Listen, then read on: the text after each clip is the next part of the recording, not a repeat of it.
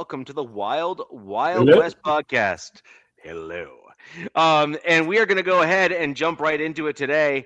Uh, Obviously, a very interesting week for our division, having Broncos lying in wait in the first seed and Chargers playing in Wildcard weekend. And then obviously getting the Raiders' perspective on some of the additional news with their coaching search that is in full swing and in full effect. We will get into all of that on today's show on the Wild Wild West. And of course, we will close out the show with our collective analysis on the Bills-Broncos game coming up this weekend, which is going to be a game for sure. That's going to be an interesting one. So we'll get into all of that on today's show.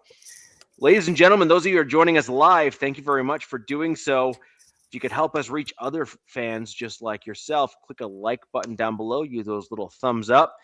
If you join us after the fact, that is awesome too. Leave a comment down below, giving us some feedback or telling us how great we are. We always appreciate that. And we will go from there. Over that away here is DZ representing his Los Angeles Chargers. Down below, we got Nabman representing his Las Vegas Raiders. And we are still in talks with a couple different Chiefs guys. I'm hoping to have someone soonish on the show. That'd be great to round out the fourth team in our division. But let's get going. DZ, I think your subheading underneath your name sums up likely your thoughts on things. But I'm so sorry, bro. Let's get into it.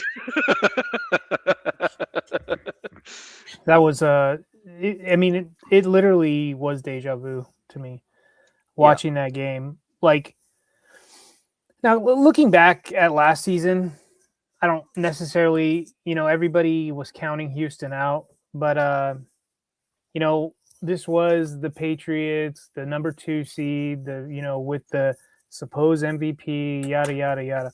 I was going in this game pretty confident, and boy, did that confidence it was like the hourglass sand meter was just, my confidence was just draining as the game went on, and the more times I kept seeing the defense have to, kind of pick up the slack, I was like, you just saw the writing on the wall, what was going on, and I was ticked off. I was pissed off a little. I was disappointed. The offense was just atrocious again.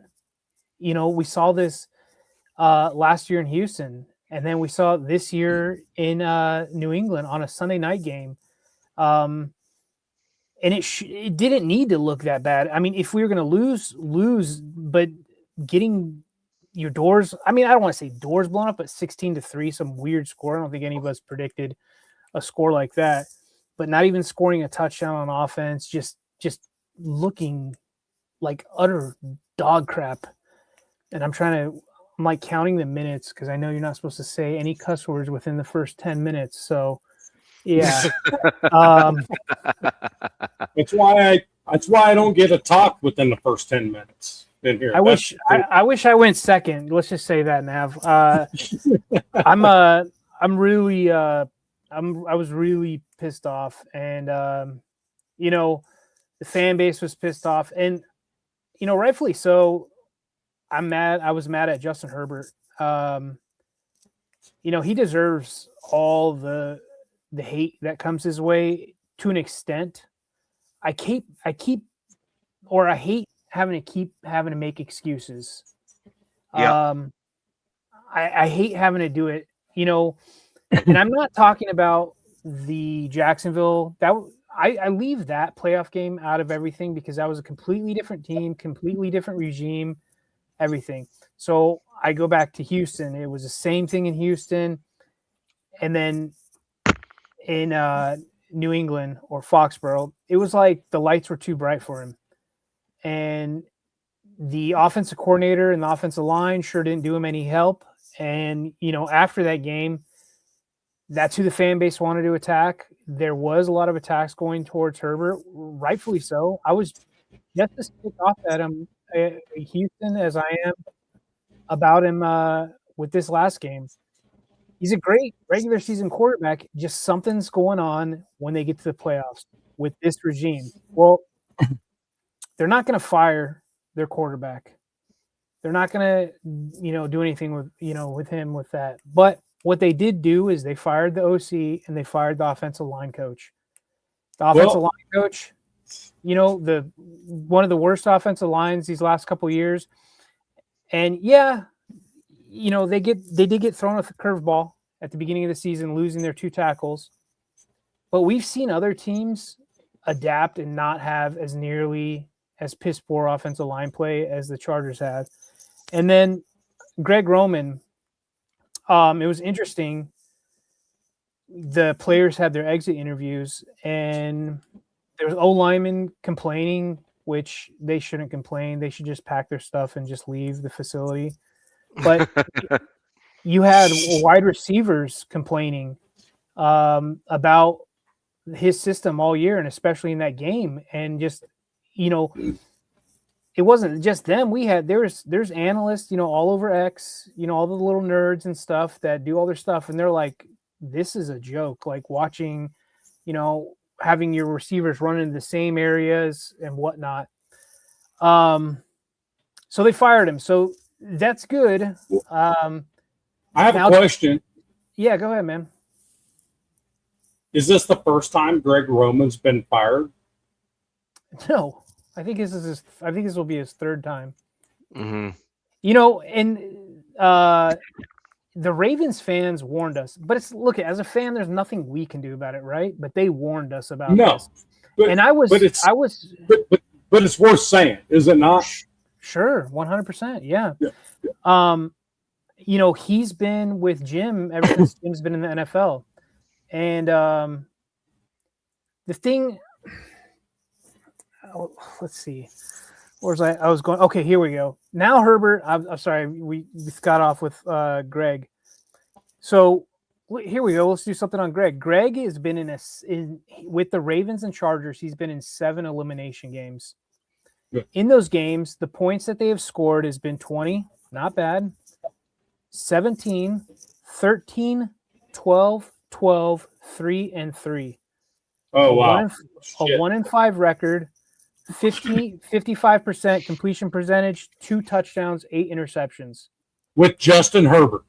No, that's with Lamar and Justin. Lamar and Herbert. That's your record. Come on, dude. You're done. Look, I don't want to put all the blame on him because they did get to 11 wins back-to-back seasons. But he is a big part to blame. Like, I'm with everybody who is on the outside looking in. I'm putting some of this blame on Justin because he looked like a deer in headlights in a lot of this game. Not trusting, throwing deep. I mean, he lost 2 fumbles, which that was a lot of scouting going into this, that he would lose fumbles, especially with his hand and whatnot, whatever. So he lost a fumble. We lost 2. Gained 1 back, and then lost 1, turned it over. So he'll be on in 26 going into next season. He'll be on his 5th OC in 7 years. I think it's 7 seasons. So not great, right? You don't want to have your young quarterback, or not so young anymore, have a revolving door of offensive coordinators. But I was actually, in a big chat I'm in, I was more excited about getting a new offensive line coach because Mike Devlin should have never been hired in the first place. You look at him and Greg Roman's resumes when they were hired with the Chargers, they were all piss poor with one slight, favorable season for Greg Roman. Greg Roman did have at one time with the Ravens the number 1 scoring offense. He did. But that was just the one, that was the anomaly, right? But Mike Devlin has had he's been a bad offensive line coach since he's been in, essentially. So who they hire, I have no clue. Just like the Raiders looking for their new head coach and their new staff, and nobody knows. We can all speculate and guess and whatever. There's some guys I like, but we can get into that later. But hats off to the Patriots because they really didn't need to do much in this game. They smelled blood in the water. And they didn't do much. No, they didn't do much. No, they smelled blood in the water, and they're like, They actually sucked. They actually sucked. Yes, I mean, I'm not gonna be a poor loser, so I'm not gonna be that. But they did not play well. Yeah, I feel terrible for my defense. The Los Angeles Chargers defense, especially in this late part of the season, have been excellent. They have been so good, and to get hung out to dry by your offense, it's inevitable that you're gonna give up scores. I mean, we had the guy that we got from the Ravens, he had 3 sacks in this game. He set a franchise record in the postseason with 3 sacks. He'll be a free agent, so he says he wants to come back, but that's player talk, right? But I feel horrible for them. And now, Minter, our defensive coordinator, he's had I guess all 9 teams, because there's 9 head coach openings, right, have requested to interview him. So he's as good as gone. And yeah, you saw that? All of them, every single one. That was nuts. So he's as good as gone, and good for him. He's a young guy. I like him. I like his style. And people are like, well, he hadn't won in the playoffs. I mean, look, dude, there's 2 sides of the ball. I mean, technically there's 3 sides of the ball if you want to count special teams. Yep. There's only so much he can do. And what he was able to do last year was equally as impressive as and this year they turned it up a notch. So where he goes, I have no clue. And then who our next DC is, I have no clue. At the same time also, guys, is you're not going to just lose Jesse Minter. He's probably going to take some players away. He's probably going to take some coaches away. You know what I mean? Some guys are going to follow him to wherever he goes, and they'll get promotions or whatnot. So it's going to be interesting offseason, to say the least. And I'm also pissed off at Jim Harbaugh for hiring these 2 dipsticks, not Jesse, but Mike and Greg in the first place, and thinking, that his 2010 scheme is going to work in 2025. So let's get with the times. I was kind of hopeful with Greg because he said he took a year off. Let's just face it, he didn't have any job offerings. And if it wasn't for Jim, he probably would still be sitting at home on the sofa. But, he did this whole interview thing saying, I took a year off to reflect and kind of see like which way the NFL is going. And I think stat wise that was unequivocally not true, because I think back-to-back seasons, the offense hasn't been where it should be, especially with a quarterback like Justin. And then to just how they look in the playoffs is, I don't want to say embarrassing for myself, because look, I don't play for them, but they should feel embarrassed on the offensive side of ball. Like, just it was piss poor, man. So congratulations to Vrabel's Patriots. They're gonna they're playing the Texans, right? Yes, they are. Ooh, they could win that one, because I don't believe in the Texans offense at all. The Texans defense is still nuts. You know what? If the Texans offense can get them, say, 2 touchdowns and a field goal, I feel comfortable with the Texans winning that, because the Patriots offensive line was getting bullied. So yeah, there's that. So I have a question. Real quick. Rock and roll. We just got past the 10-minute mark. Just saying. In the chat, all you all talking shit, I want every one of you to say what team you are with. The Nation, of course, I know those. But which ones are you? There's this Mr. Drake May dude in here. Obviously a Patriot fan. Was he a Patriot fan last year? Probably not. But he is now. I don't have a problem with Drake May. I think he's going to be a great young quarterback. I'm just saying. I just don't like when people decide to be fans when it's time to be fans. Oh, you know what I mean? 100%. I'm not a big fan of that. Yeah, you either are or you aren't. Yeah, I think that's the younger generation. So I want the chat. Where even the Raiders guys, put in the chat who you're affiliated with. What's your team? Put it in the chat there because I really want to see what's going on here. Are you willing to even say it? I mean, maybe you are, maybe you aren't. I will tell you the Chargers. The Chargers. I'll give you the excuses. DZ, hey, Rich, is it okay if I go with the Charger game now? Well, Nav, and then there's another guy I feel really horrible about. DZ, please go ahead. Real quick, and then you didn't jump in. Is another guy I feel terrible about is Khalil Mack. You know, he's never won a playoff game in his career, and so yeah. And there's speculation that he's just going to retire. I guess there's people have seen some cryptic stuff with him and Derwin James. But then at the same time, there's rumors that he can go back, that he'd like to go back to Chicago and have one more hurrah season. I mean, he's still got juice, but it's like, is he willing? Is he want to go out and do it? I mean, the guy, he doesn't have the speed, but dude, he can bully a left tackle, you know? So that's another guy I just feel terrible for. And then I forgot somebody, and you guys are probably going to be surprised about the player I'm going to talk about.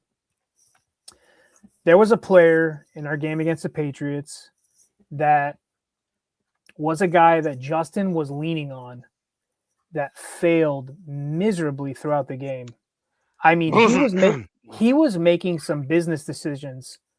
And the thing is that the organization made it a point the week prior to make sure that he got his incentives, and he made $1 million in his last game. Yeah. And this is he's probably going to go down as arguably he's the best statistical Chargers receiver ever to play for the Chargers. And that's Keenan Allen. Keenan Allen, what he did in that Patriots game almost equally pissed me off with on the same level as Justin. I was like, what are you? He was in the end zone where he could have a touchdown. He didn't even jump for the ball. He was letting balls come right out of his hands. This guy is third. He was third in Keenan all season, like Mr. Reliable. And for some reason, it wasn't wet weather out there. The field was wet. We had our DBs were slipping all night. Like, so that's another thing. But I do not want him back next year. Effort and a slick ball are two different things. Yeah, I do not want. I'm like, just retire, bro. I'm glad you said that because I was going to mention it. And you know, he also Lad McConkey kind of took a step back with the addition of Keenan, which isn't necessarily a bad thing. If we had a better OC, they could have probably made things work. But I'd want Lad to become more of the, the focus point of the offense, opposed to, an old 30-something-year-old guy. Go ahead, guys. So I have two things in this, and I'm actually very interested in both of your kind of responses. I'll just blast through both real quick and kind of get your takes on both. Number one, I was very surprised that they left Bozeman in the game. That's kind of my thing there. I saw like that dude was a turnstile, actually had more resistance than he does. And so I'm trying to figure out what other analogy to use for what I saw on the field, because I'm not going to lie. Every time I watched, like, the guy just literally waltz up into Justin Herbert's face. And like, I bet you if I actually analyzed the sacks, I was doing so a little bit as the game was going on. I had 4, and I wasn't actually really trying to assess. That was just ones that were so blatant that I was like, that was on Bozeman. And it was just bad, like objectively bad. So that was number one. My other one is on Lad McConkey and offensive scheme. I'm not sure I would want Lad to be like the go-to guy on a permanent basis, and I'm kind of looking at to what Navman's team did with what was that dude that you guys had for a few years? What? Oh, you mean Trey Tucker? No, you had Jacoby another dude. Myers? No, the other guy before him. Oh, Devontae? No.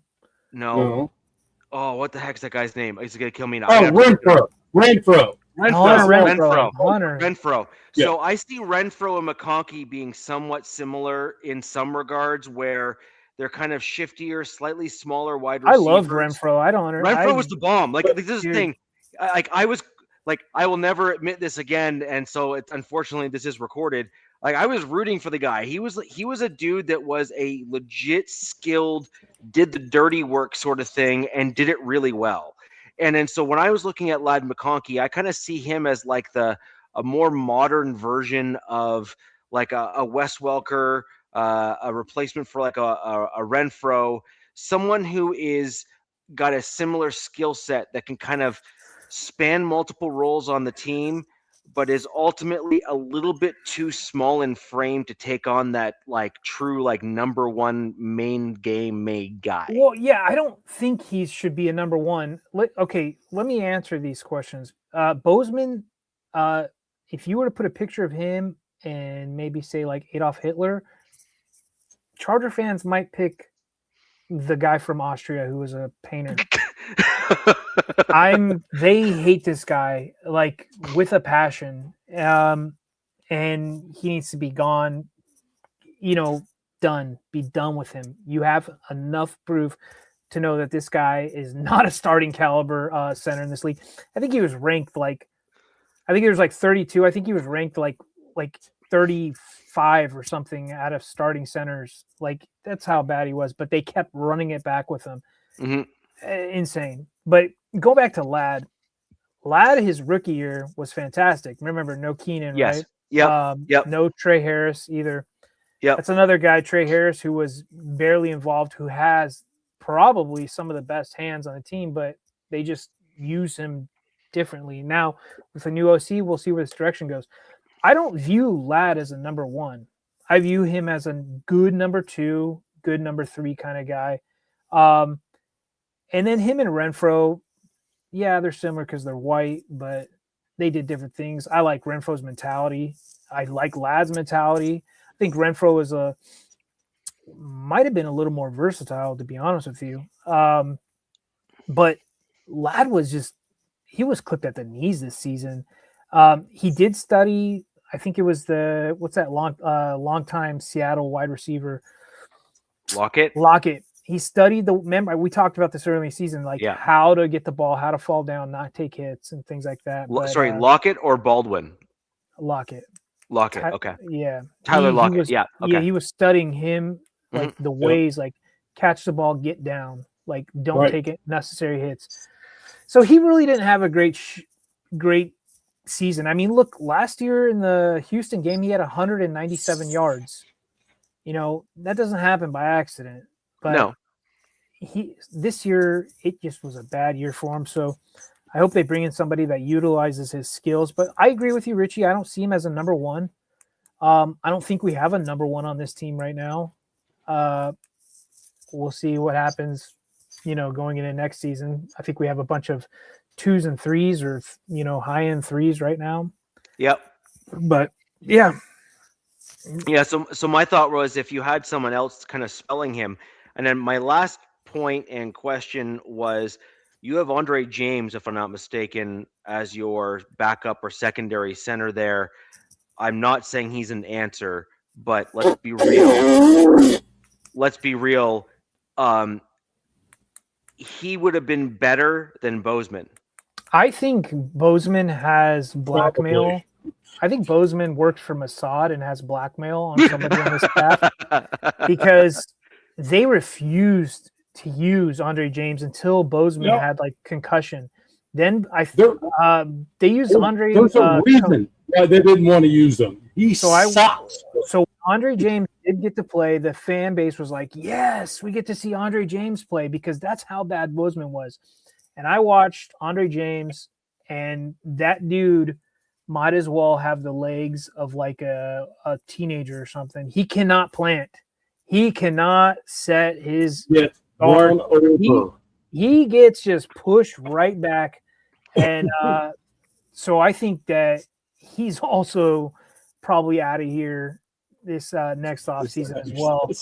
But yeah, that's a lot of guys that you're probably going to have to replace. Now, hey, here's the thing. Somebody said in here, hold on.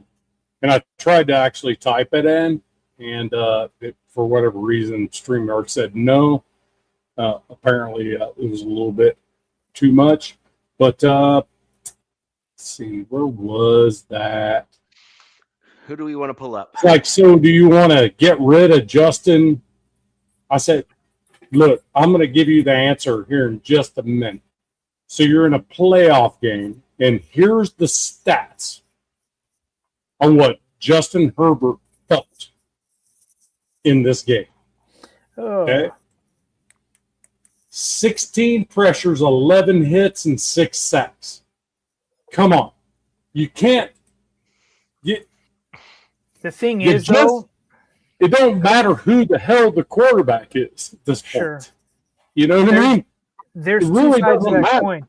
Nav, there's two sides of that coin because in the first quarter, or even say going into this, I don't want to say the first half, but first quarter, maybe some of that second quarter, the Patriots were still like, okay, like this is still a game, and they weren't really smelling the blood in the water. And when I say smelling the blood water, for the people in the chat that don't know what that means that they can see a weakness and they start attacking the weakness.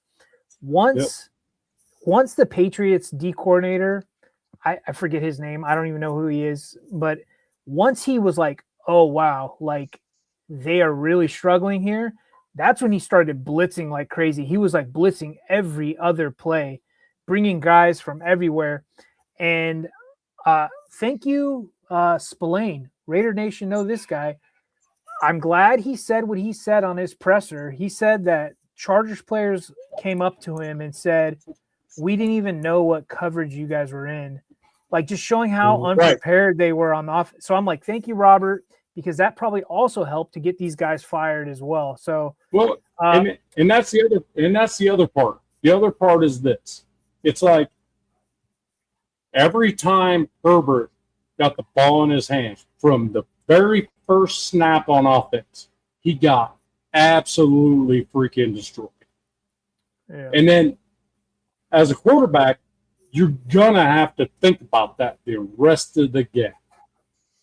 You know, and you start getting a little happy, you know, about, and once I snap this ball, or I'm getting engulfed or what.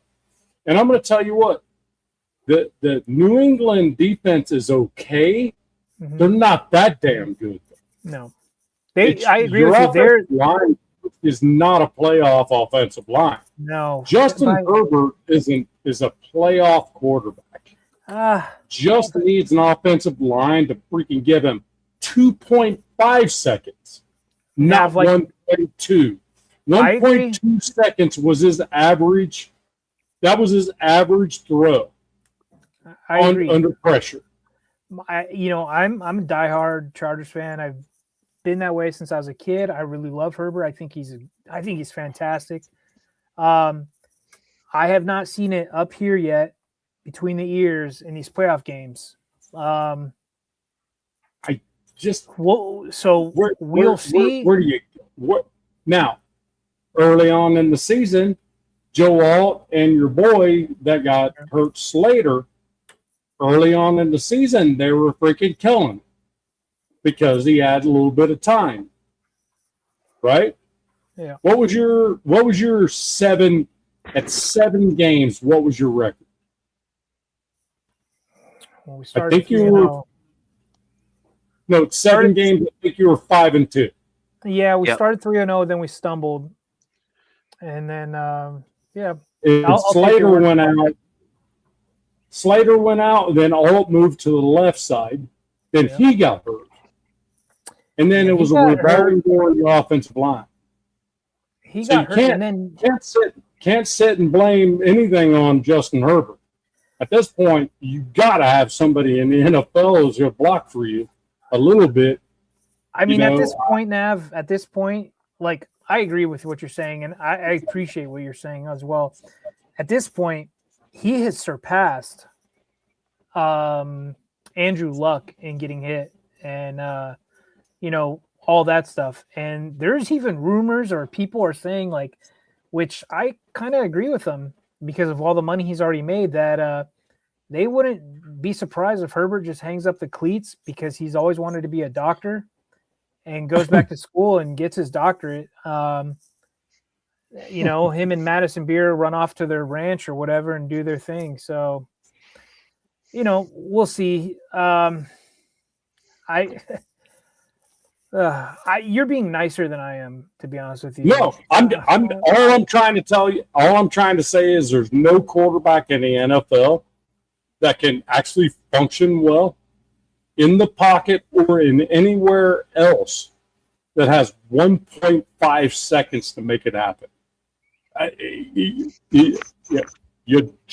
doesn't matter who the quarterback is when you have that little time. 1.5 seconds is not enough. I don't know what David's saying here. 2.2, something like that is okay. He's saying I have PTSD, or does Justin have PTSD? Look, the thing about it is Zahn, he just throws shit out there to see what sticks. So don't try to analyze that stuff. He's my boy, love him no shit.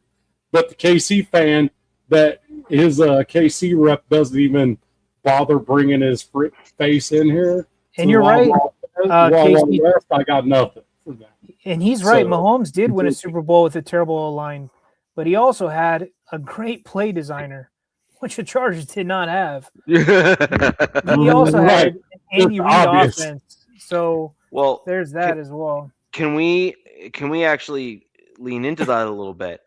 So if you look near the end of the game, as they were kind of trying to play catch up there at the end, I have a couple questions for you, and this is actually going to be a little bit of a shot at Harbaugh. One of them is going to be an overarching one, just in general. So as an example, Harbaugh is the head coach. Yep. And at some point in the game, offensive as one. the head coach, sure, but as a head coach, regardless of which side of the ball, you're supposed to be the CEO of the team that's on the field there, right? You're supposed to basically say, if my special team guy is screwing up, I'm stepping in to kind of cover the slack. If my DC, basically Jesse Minter, he just says, go do your thing. And Jesse just fine. But on the offensive side of the ball there, it was very clear that you were struggling in a big time. And my one question for you was, at what point did Chargers fans then turn to Harbaugh and say, you're in the fight of your life to stay in the playoffs, having come off an overperforming season? At what point in this whole process do you step in, tell Greg Roman to sit down and shut up, and then be the one to call the plays yourself, or do something, or go to your secondary OC or something to that effect? Like, at some point, the general needs to be the general, and or basically say, I'm kicking the general out because I'm the president. So, general, you're gone. Have a seat. New general, step in. Let's go. Like, he's got to make those tough decisions in the moment. And I do wonder where the Chargers fans sit when it comes to a comment like that. I'll throw that one over to you first, and then I got a second one in a similar vein, which I think is probably where you thought I was going to go with it at first. I mean, I think with Jim, I think the fan base, or I'd say the majority of the fan base, really keyed in on Greg and Devlin. But,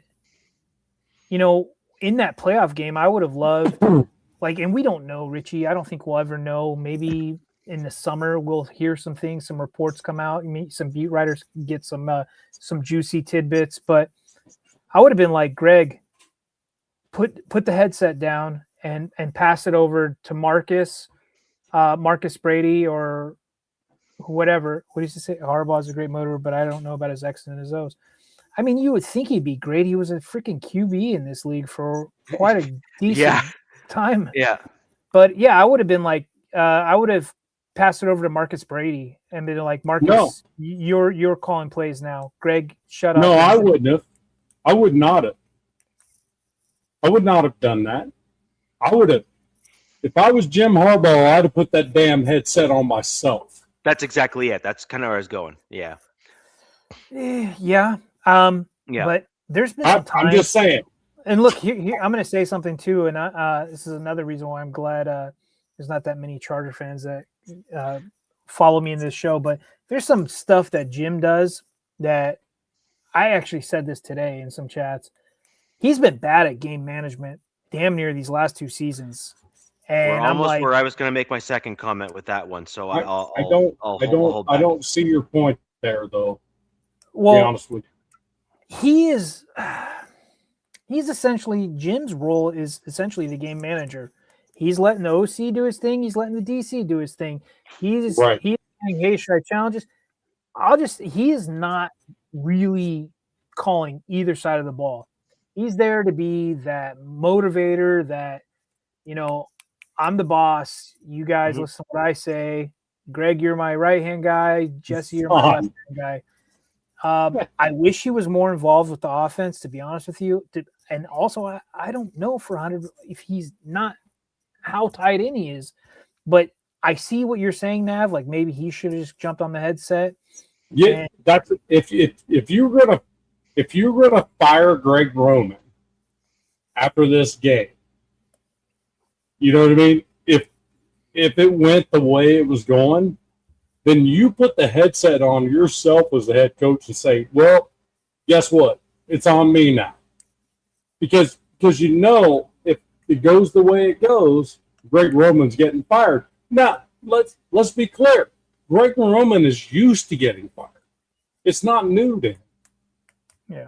It's not a new thing for him. Right. Yeah. I think he was with one other stop without Jim, and that was in Buffalo, if I'm not mistaken. Ravens as well. Raven. Yeah, there you go. That one as well. Ravens. He went from Harbaugh to Harbaugh, is what it was. I think that's where I got. He had Harbaugh, like the other Harbaugh. Good job, Harbaughs. Yeah. Recycling freaking people between the family. Yeah. And this guy brought up something with Hampton. Hampton also got pulled from this game by the medical staff after 2 snaps. And I don't know. And he said, in his exit interview, he was like, I didn't understand why they pulled me. I was feeling fine. And I don't know if they were like, maybe they're playing it safe with him.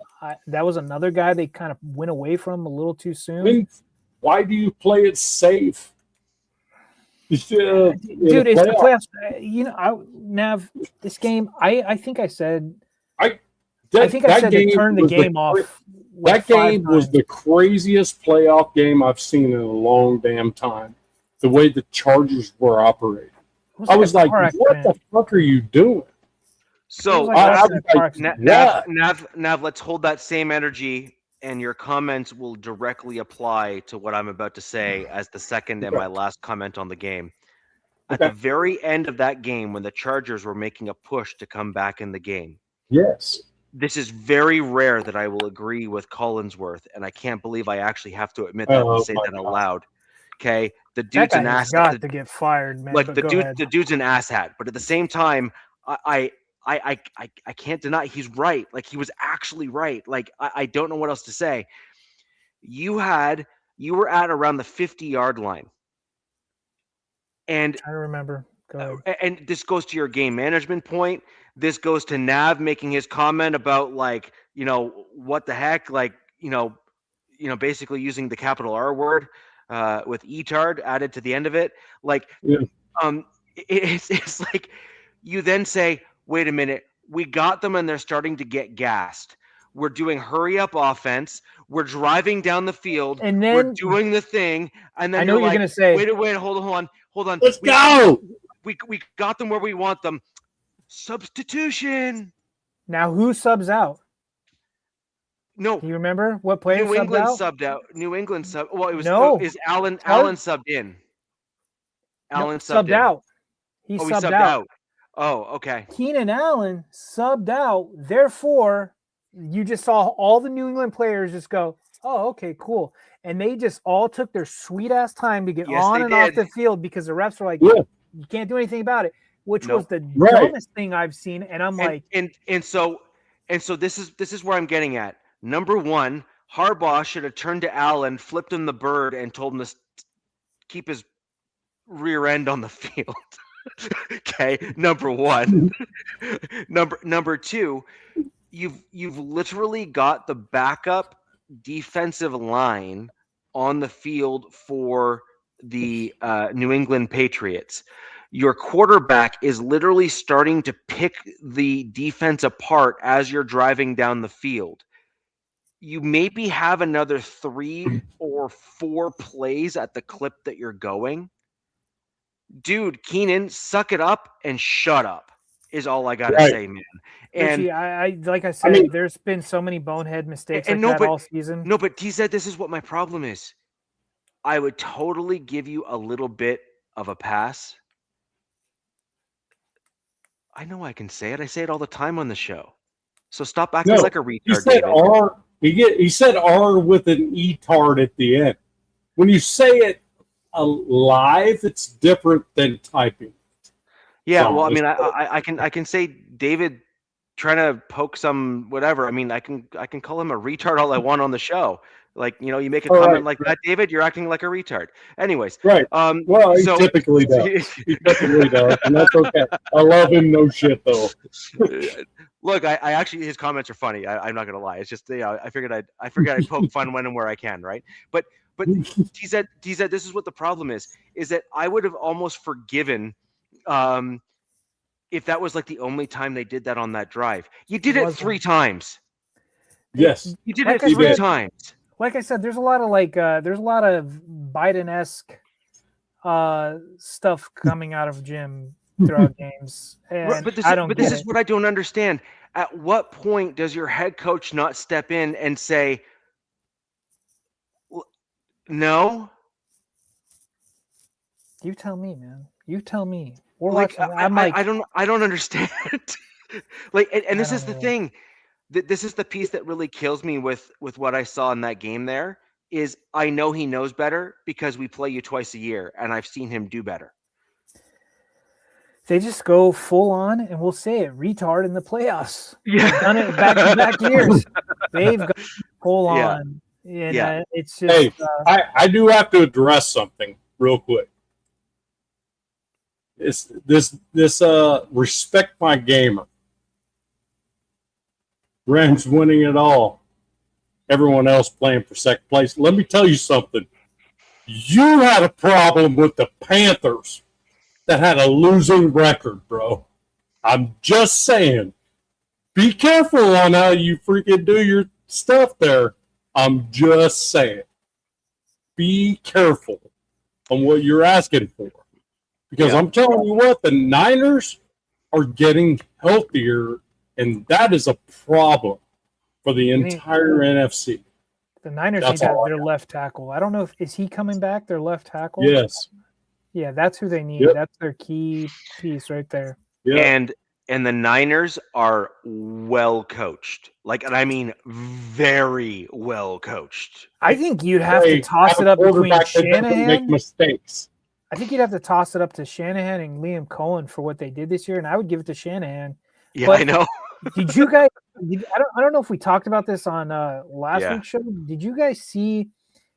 So for the last decade, the Niners have been the most injured team by far in the NFL. Yeah, and there was a guy. They did some study, and their facility is right next to some electromagnetic power station. That's some stupid. That is the dumbest shit ever. And you could throw a rock at it, and they're saying that when you have the people in the facility, listen, they're talking about. You're in my freaking realm right now. They're saying that is such bullshit. Hey, then you tell me, Naf. Then you tell me why they are the most injured team, because they say that stuff affects soft tissue injuries over time. It affects soft tissue in a good way, actually. So I don't know. I thought that was interesting. I'm like, look, maybe they might want to move their facility to the other side of their property. Maybe It's that would help. interesting, but it's bullshit. It could be. It could all be BS. But look, I love I'm conspiracy. an electrical engineer, bro. I'm just saying it's interesting, but it's complete bullshit. I'm sure there's some stuff. I just want to know why. But look, Shanahan, go back to him. Fantastic. But they're as healthy as they've been the entire season, which is scary. And that was also kind of go back to my game. That was the Patriots as well. They were in that game the healthiest they'd been in a long time as well. They only had one. They only had one starter that was on not available. Yeah, I think Tonga. It was Tonga or whatever. Their nose tackle. Yeah, the nose. So, and he's a good player too. Yeah, and I love Vrabel as a coach. I have no issues with Drake May. I think they've got some great pieces there. There's something missing. Yes. Yep, I agree. With the Patriots, I don't see them coming out of the AFC. No. Now, could happen. Don't get me wrong. I don't see them coming out of the AFC. They're far too freaking weird the way they win ball games. It's well, they were blowing dudes out. Pause, as the kids would say, but they were blowing teams out all season, and then. But they weren't playing the teams they're playing now. No, it'll be interesting to see them going against Houston. For some reason, I think Stroud he's got a pretty decent playoff record, even though their offense isn't all that good. Yeah. So it's going to be an interesting matchup between them and the Texans. But I don't see it going particularly well for Drake May with that D-line. I mean, my call of the bowl is Bills, Rams. Even though the Rams kind of scared me, I think it's Bills, Rams in the Super Bowl. I don't trust Sam Darnold up in Seattle. I think their defense is fantastic, but I just don't trust him in particular. And true. I mean, look, you already just gave your prediction with Richie's game, so there's that. Sorry, I didn't mean to throw it out there. That's cool. So let's quickly go into just some rough news here.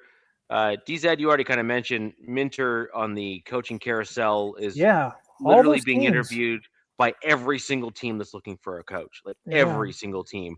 At first, I was thinking Minter was going to be probably highly sought after by probably someone like the Ravens, maybe.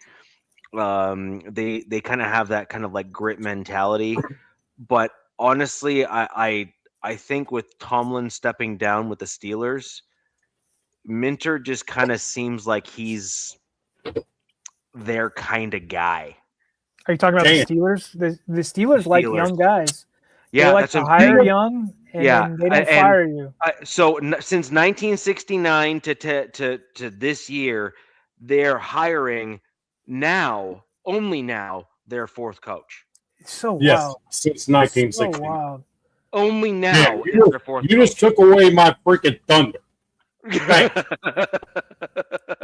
So, I mean, and frankly, I think Minter's a guy that is mature beyond his years.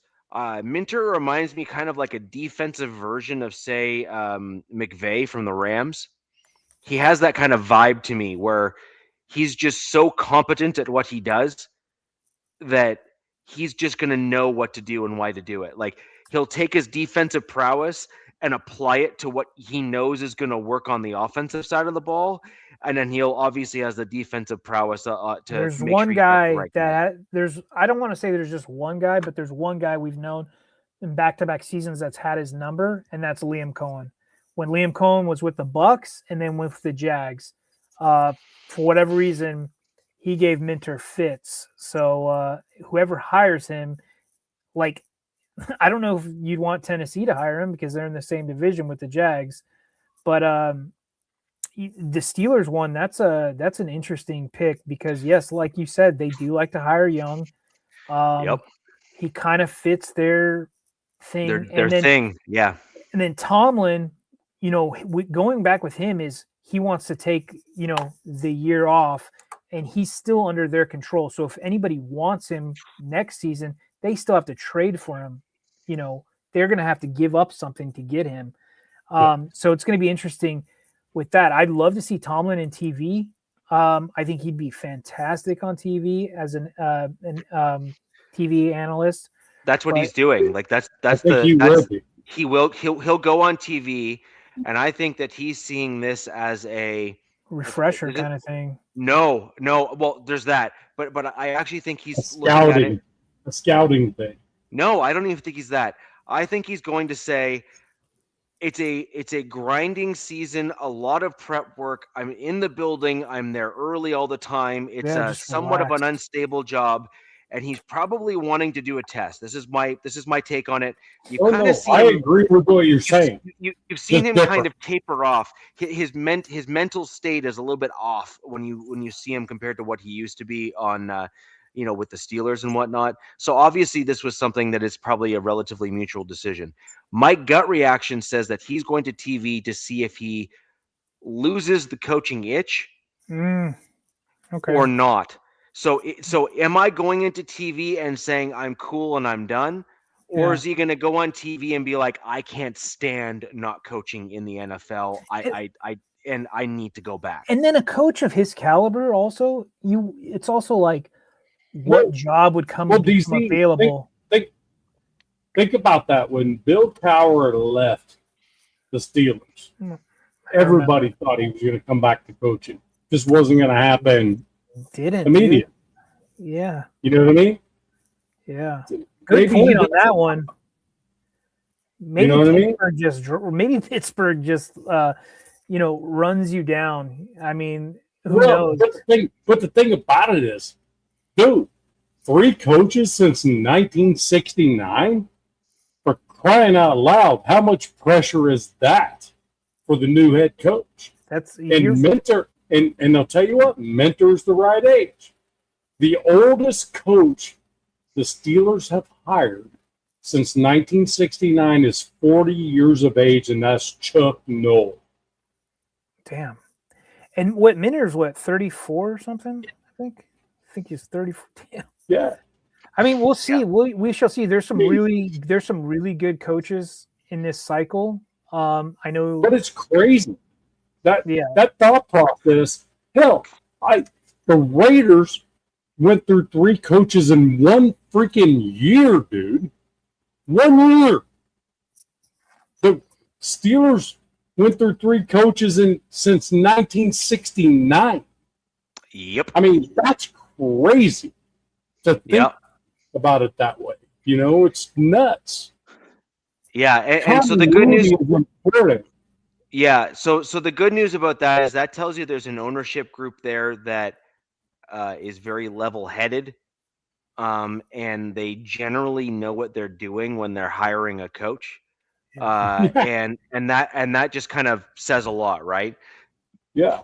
And I think probably you could say the Ravens, and they're not as new as as old as an organization as the Steelers. No. I like the Ravens ownership. I think what it came down to is Chuck Noll said Bill Cowher should be the next head coach because he left. He said, I'm retiring, right? Said Bill Cowher should be the next head coach. And then Bill Cowher says Mike Tomlin should be the next head coach. That's the way it worked for the Steelers. You know what I mean? So I wonder. I think that's the difference with the Rudy. Do you think Tomlin might have dropped like, hey, maybe this guy should be the next guy? Go get Minter. All right. Go get Jesse.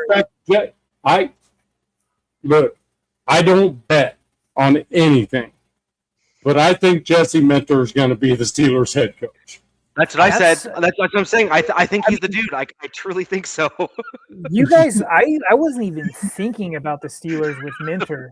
I honestly wasn't even thinking about it, but I mean, we'll see. Just kind of the same idea, the way it is. I'm pretty sure Tomlin looked at Rooney and says, "Hey, dude, here's the dude you need to do it again." You know what I mean? Whatever he said, I'm pretty sure Rooney's going to do it. You know, it's Yep. That's just the way the Steelers have operated. They're going to have a huge issue because they need a quarterback. No, but here's the thing, though, right? Is the Steelers ownership group is so stable that they're going to say to Minter, "All right, here's the plan. Let's sit down and talk about it. We're not even going to allow the media to come into this building and start chirping on you to fire you after not doing well the first 3 or 4 seasons, because we're on a about 3-year journey of getting ourselves back to being better again. So first things first is we're going to give up a whole bunch of draft capital in next year's draft to get ourselves a quarterback. We're going to give away T.J. Watt. We're going to give away DK Metcalf. We're going to give away everybody. And you're going to lose. And you're going to lose. Yeah, and they're going to go through all that stuff. They're going to have all these discussions and stuff, and then they're going to have Minter do what he did with the Chargers, draft young defensive talent, and pick key guys that are like the Steeler way. They're gritty, they're big, they're strong. They're just kind of like just an all-around like lunch pail type of team, right? And they're going to look for nasty players.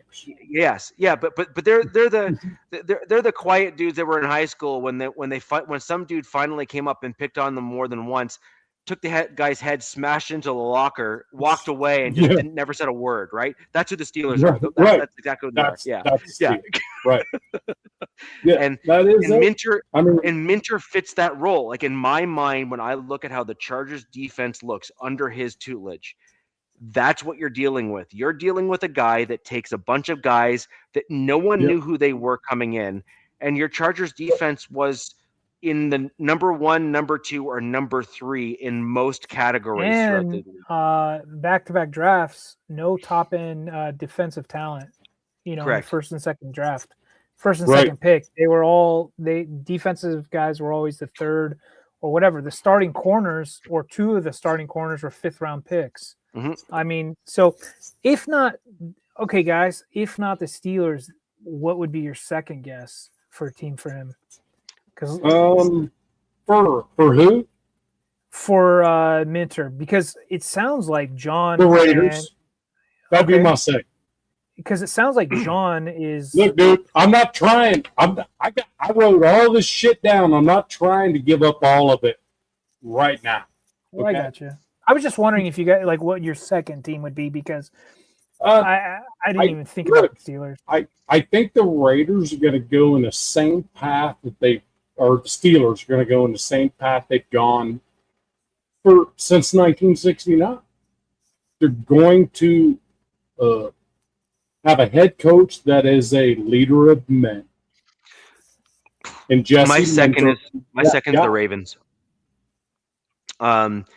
And the Ravens, either one. Because the Ravens are a similarly run ownership group. They're kind of that old school gritty style football. Minter is a defensive guy. The Ravens have a historical Ray Lewis and Ed Reed, and you keep on going back through. And so Minter would certainly be able to carry on some of their defensive tradition that they have with the Ravens, and I think that actually means quite a bit to their organization. I mean, and he knows them there as well. He knows the front office. Yeah. So. And so I think the Ravens would be a natural fit for him.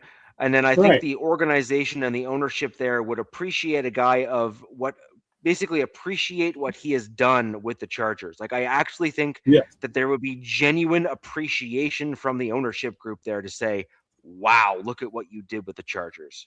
So I have 2 picks for the Steelers head coach. All right. Minter or Brian Flores. Mm-hmm. That is my pick for the Steelers. I was One of thinking. those two. I was looking at Flores with the Ravens because Yeah, now but it's either way. You know what I mean? As Richie said, it's kind of like both of them are like freaking hard-nosed, freaking hardcore, nasty, freaking defensive minds. You know, and the thing about it is the difference would be that I think the Steelers would benefit with mentor more towards the thought process of we've only had 3 coaches since 1969. We want to continue that. And that mentor would be more like what a Tomlin or a Cowher would be. yeah, Yep. it's going to be interesting to see where all these guys land. I mean, you guys remember? I was just thinking about this, and I was talking about this with other people. I think if you do the math, it's 28% of the league are looking for a head coach. I don't remember this many openings. This is like college. It's like college. 9 head coaching openings so far. So far, yeah. I mean, Matt LaFleur, they said we're working on a chance to keep Matt LaFleur in Green Bay.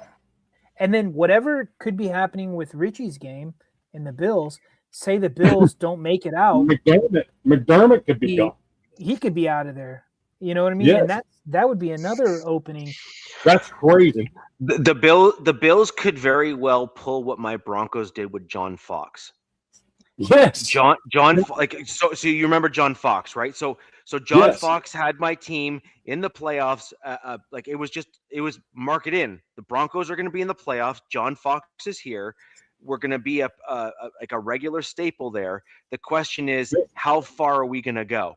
And the issue that we have with John Fox seems to be very similar to the issue that we have with McDermott, right? With the Bills, is John Fox could always take us to a certain point, and he just didn't have that next gear. McDermott to me is literally yelling at me John Fox vibes. Like he is undeniably a great transitionary head coach. He's the guy you want to bring into a team that needs to have like the rebuild and restructure take place. Right. He's the one that's going to reset the culture. He's going to the one that's going to draft you pretty solid players to get you to a great spot. But he's never going to get you to the promised land, but he's going to get you that close. Well, now, correct me if I'm wrong. Didn't John Fox leave the Broncos, go to the Panthers, and take them to a Super Bowl? Yeah, but he took the Broncos to the Super Bowl too. With Cam Newton, right? Yeah, but you're just saying that he just can't win the big game, is what you're saying. He can't win the big game. He can't win the Super Bowl. But damn, if your coach is bringing you to the Super Bowl, for crying out loud, that's enough reason to keep him. You know what I mean? Not when you get blown out. Not when you get blown out. He got blown out both times. Shit, come on. I mean, he got you there. That's a player problem, not a coach problem. I mean, I think equally with these head coaches is coordinators as well. Like depending, like I know we've been talking about Minter. He's going to need an offensive coordinator wherever he goes. That's going to need to be his right hand man. Yeah, no question. There's no reason, even if it's say, like for instance, the Raiders say Clint Kubiak. Cool, I get it. Still need an OC. He's the head coach. We don't, I was just typing to him. We are looking for a Chiefs guy. We are actively recruiting for a Chiefs guy to join us on the show.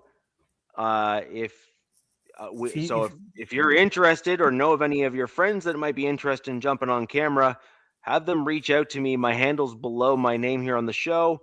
We'll have you on for a bit of we'll have on for a test run, see what the personalities are like and how we work out and stuff on camera and whatnot. And we'll go from there. Yeah, I'd like to get a guy. I'd like to get a guy when we get into draft. I mean, I don't hate the three of us being in here because, man, I dig you guys. Man, we have a time. You know what I mean? It's good. But I'm telling you what, when you've won as much as you have, why wouldn't you want to be here? That's the thing. Why wouldn't you, as a Chiefs aficionado want to be here. Why wouldn't you? I don't understand why. It's so hard to find the one team in the AFC West over the last 8-9 years that is dominant.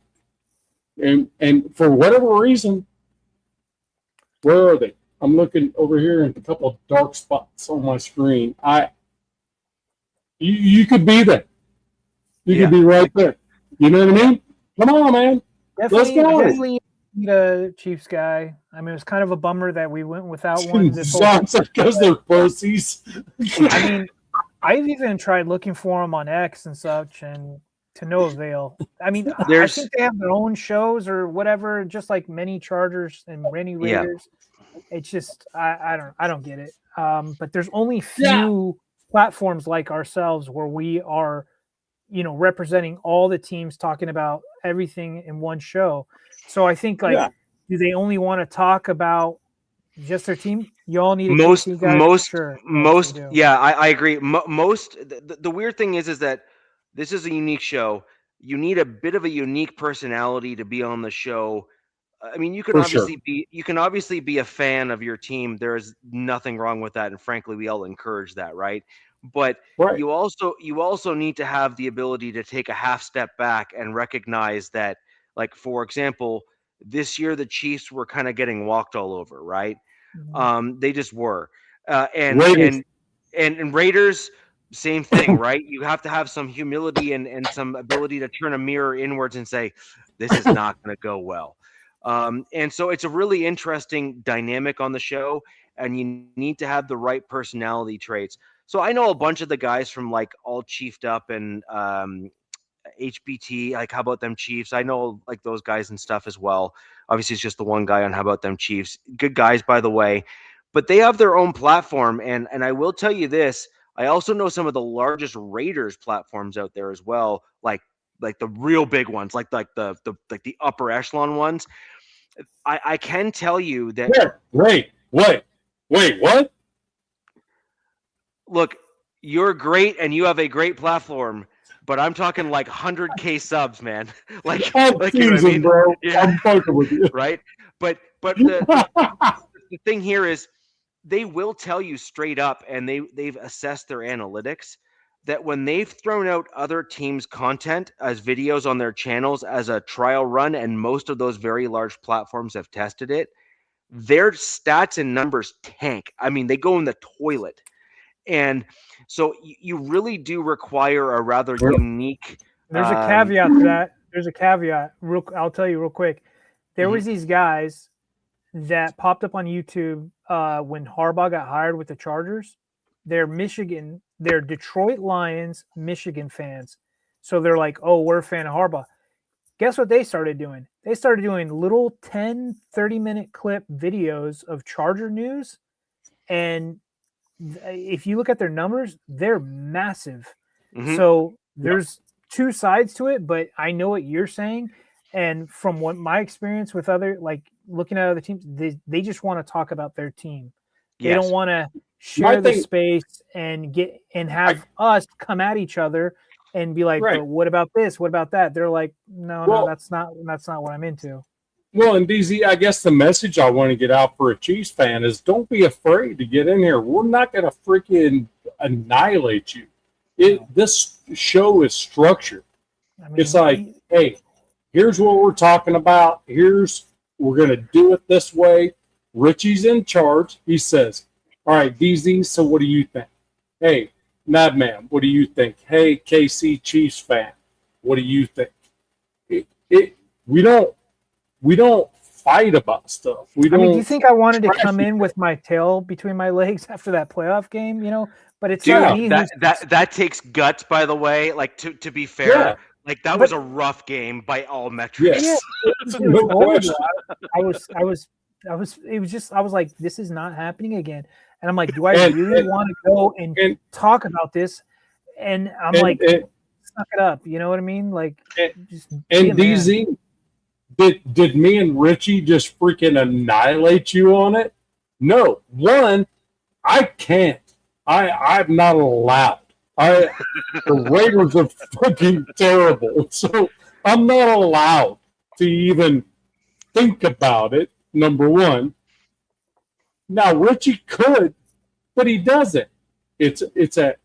We're analyzing all of it, and that's the way we do it, and we do it in order on how things. Now, in fairness, I and it's been pretty well publicized. I am pretty vicious when it comes to my team. Like as in like no, I will rip them apart. Yeah, like I will rip them apart, man. So when I was watching this show a couple seasons ago, that's I was like, oh shit. I was like, this guy, is he even a Broncos fan? Like, what the hell is he talking about? But DZ, here's the question though: how often did I get the predictions wrong though? Not that often. No, you're pretty. I was pretty level-headed. Yeah, straight up. I was pretty level-headed. It's pretty close. It's close, but not a winner. Yeah, yeah, but like, look, you'll get stuff wrong, but like when I was calling out like the defense for missing things or poor tackling, or people saying, "Oh, the Raiders are coming to town, we're going to lose." I was one of the only Broncos fans out there that said we're going to lose to the Raiders, and we did. Like I was literally one of the only Broncos fans last week, so I was right about that. Yes, you were.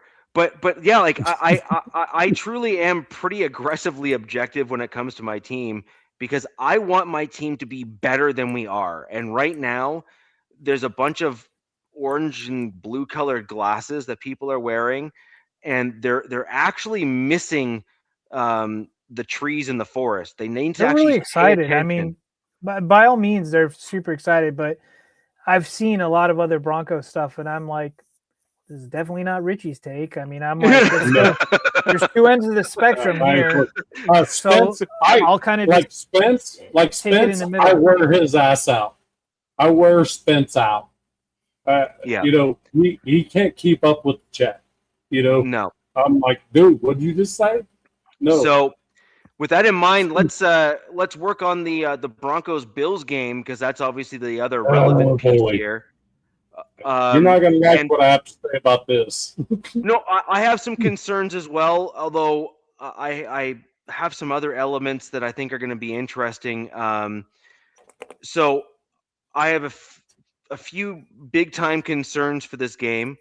One of them is that Forsythe got hurt a little bit in the last game against the Chargers, and the Broncos desperately need to make sure that dude stays healthy. We did bring in another center on the practice squad as a supplementary guy. It's going to see if he gets.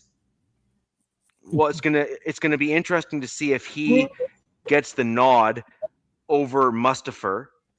So that'll be interesting. But ultimately, my team needs Forsythe to stay healthy, because thankfully Whataburger isn't coming back. And Wattenberg, my mistake, Floridian slip from the Canadian, and so that was unfortunate. But Forsythe is a much better run blocker, and he is a much more aggressive offensive lineman than Wattenberg is, and that, in my opinion, is actually a benefit to the Broncos as the weather gets colder and as they progress into the postseason. Because you're not going to be able to throw the ball all around the yard against these playoff teams. They're in the playoffs for a reason. You're going to have to start playing more chess rather than checkers. So, and you're going to have to start being strategic with how you play. Do the opposite of what the Chargers did against the Patriots. Yeah. You'll be fine. Yeah. So, anyways, that's kind of my general take with the offensive line. We're gonna have some challenges in this game. One of them is going to be the secondary for the Broncos is depleted, and Josh Allen is going to do Josh Allen style things. The counter to that, Nav, to where I know you're going with some of this, is that the Bills are now without 3 wide receivers in the game coming up, which is not a small feat. That is a major issue for them, because like we're talking like basically their top 3 dudes, right? Like that's Dude, a they're problem. banged up, bro. They are banged up. Shakir's available.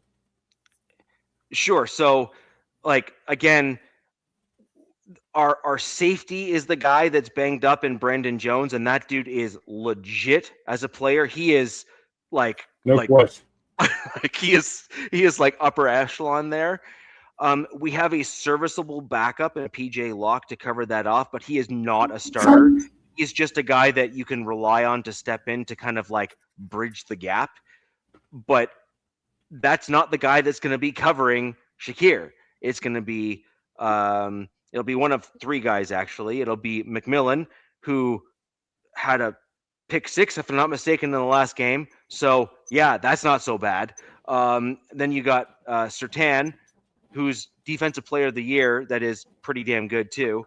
And then you got Riley Moss, which is hilarious, by the way, because most people crap the bed all over on Riley Moss. I'm actually one of the biggest Riley Moss fans actually out there, because a lot of Broncos country are all like crapping all over him. But when you actually analyze what he does in the game and then realize how many targets that dude gets just because the other team doesn't want to throw to Pat Surtain, he is one of the best corners in the league statistically and on paper and on film. He is the best. Yeah, he's amazing. Like, that guy's amazing.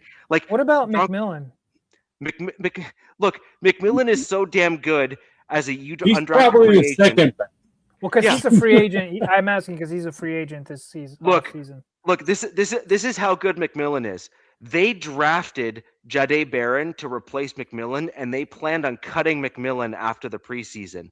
McMillan played so well in preseason that they kept McMillan, and then he kept on getting better as the season went on and kept Jahdae Barron on the bench. That's how damn good McMillan is. Right. He's going to get paid. He's going to get paid. So let's just put it this way. McMillan is a 3rd-round comp pick all day long for my team. Yeah, and we wasted an undrafted pickup on him. So he is a net benefit. Not only has he been a phenomenal player for the Denver Broncos, we're not going to have the cap room unless he's willing to take a hometown discount to keep it to stick with the team. Probably not. This is his opportunity. This is his opportunity to get paid, right? Yeah. And so, in my opinion, he is an RFA, but the Broncos can't compete with. Yeah, like somebody's going to offer him a good chunk, and Broncos are going to be like, "Sorry, see you, dude." Yeah, like and rightfully so. Like, the dude's earned it at this point, and I think we need to show. The Broncos need to keep showing what they are showing right now with the front office. The Broncos are retaining players and paying them not the top of the market, but they're paying them enough to keep the gang together to try to win and win a bunch of ball games. And Broncos are in fact doing that. So good for the team. But at some point they also need to do guys solid and say, we can't pay you the money that you actually are going to earn on the open market. So if you want to get paid, we're not going to hold you back. But at the same time, we would love to have you back regardless. Here's what we're willing to offer, because we want to field a competitive team. And I think the Broncos front office is actually very honest with their players. And that's why in all of these times and all of the things, you have never heard a bad word about George Payton as a GM. Not one. Zero. Niet. Your front office is the reason the Broncos are where they are, right? Yeah, probably superb scouting department as well. Yeah, I agree with that. Now, that changed when George Payton came in. The scouting department got an overhaul with his a few folks that he had there. Wasn't that just a few years ago? Or no? Or is it longer than last year? That? 3 years ago. 3 years ago. No. Oh, when Payton came in, yeah. But last year was the scouting overhaul. No, the year before. Oh, year before. Okay. Year before. Gotcha. Yeah, year before. And then the year before that, in Payton's first year, if you read some of the lesser known articles, but they're definitely valid, he basically came in and said, "That's fantastic. I can't fire you yet, but sit down and shut up." Yeah. Hey, Russ. Well, yeah, some of that too. But anyways, it was an interesting piece. it was an interesting piece how he kind of ran the show there for a little bit. John Elway was constantly trying to find the quarterback that he could then put in place and then retire. And he ended up just basically, shooting the Denver Broncos, a team in the foot with regards to Russell Wilson and all that kind of stuff. But so we have a few interesting pieces in this game. I found it funny when Sean Payton says, "Hey, look, when a quarterback has a nicer office than I do, it's time to move on." Mm-hmm. Yep. Yep. It's like, you got to be shitting me. He has an office. Yes. Damn. Yeah. So there's a whole host of issues with that. That just shows that the team is not run particularly well. Look, I've even heard John Elway's teammates come back and say, fantastic player, all-time great, no questions that. But what an asshole. Awful player personnel, team executive, just awful. And I agree with that. I truly agree with that.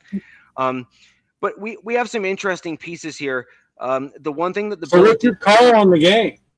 My overall call is I think that you're going to see a different style of Broncos game here.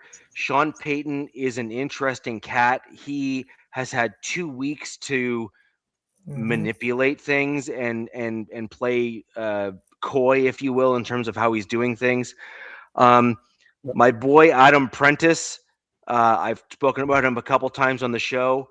I think you're going to see a heavy dose of Prentice, fullback style football. You're going to see the heavy sets. You're going to see the grinding sets. You're going to see the wearing down of the defensive line of the Buffalo Bills by the Denver Broncos.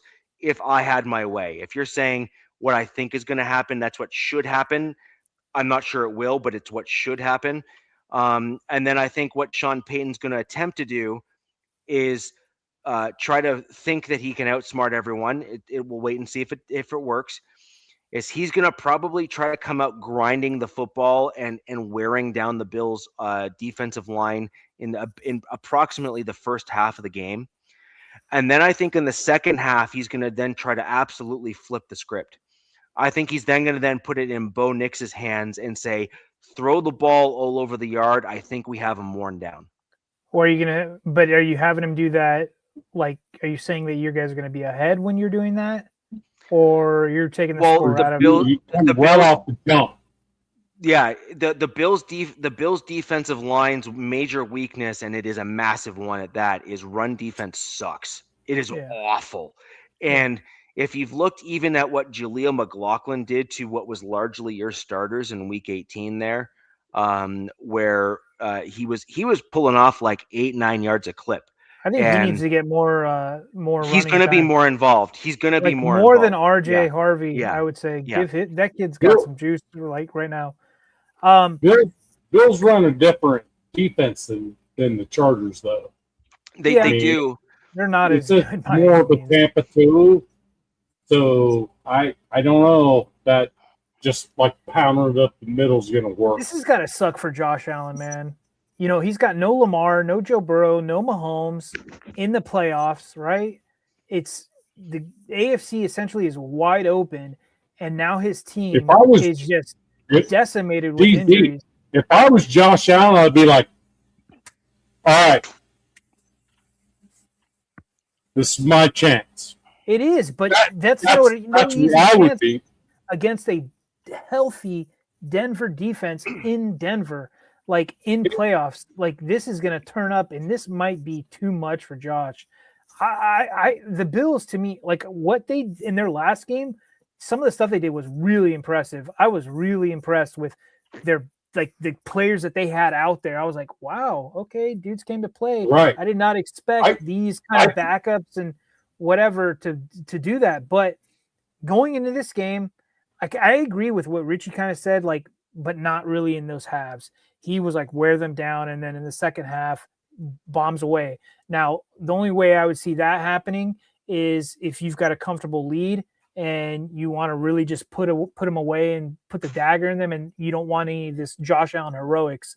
That being said, Josh Allen is probably the one quarterback, because Mahomes isn't in this right now, that can put on some heroics. We've seen him do it, and you're just like, Yes. whoa. I've got this game. I'm just going to throw my score out because I think it's fun.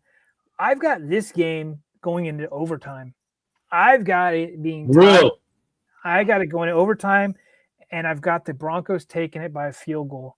I think it's the Broncos are just too healthy, and they're at home, and it's just going to be a little bit too much for Josh. And this does get McDermott fired, and they have got to. The Bills have got to bring in a good supporting cast for Josh. He cannot shoulder this every single game, and I think Peyton's just going to have Bo just be a solid game manager. He's going to just try run, short pass here, short pass there, and they're just going to wear the Bills down. Now, I would love to say that the Bills get this and this is their shot to the Super Bowl, but seeing the Bills, how just decimated they are, and to be honest with you, Josh Allen and Cook, the two best players. I mean, you could throw their tight ends in there. I like their tight ends, Kincaid and Dawson both. I mean, I think they're solid. That's to deal with. They're solid, but I mean, let's just face it, man. This isn't some chintzy defense they're going against. They're going against some dudes. They're going against a solid effing defense, and I really believe that the only reason my team had success against the Broncos is because they know them so well. They knew their tendencies. I don't think the Bills are going to know the Broncos' tendencies. And then, like I said, it turns up not just a notch; it goes up like 5 notches in the playoffs. And you got Hufanga, you got Greenlaw coming back. I mean, these dudes are going to be—they're going to be coming, man. It's going to be a fun game. We'll see if Josh if he has any more of that superhuman stuff left in him, but I got the Broncos taking it in OT. Okay. I think the Broncos will win the ball. I think they will. But it's going to be like 17-13. I can also see that.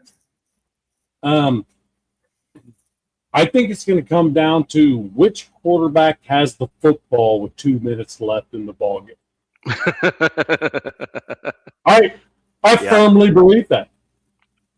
Which quarterback has the ball in their hand with 2 minutes left in the ballgame? Josh Allen has proved that he will beat you if he has 3 timeouts with 2 minutes left. And Bo Nix has proved he will beat you. with 3 timeouts. Yeah. You know what I mean? So I mean, it's the spread, right? It's only 1.5, right, Nav?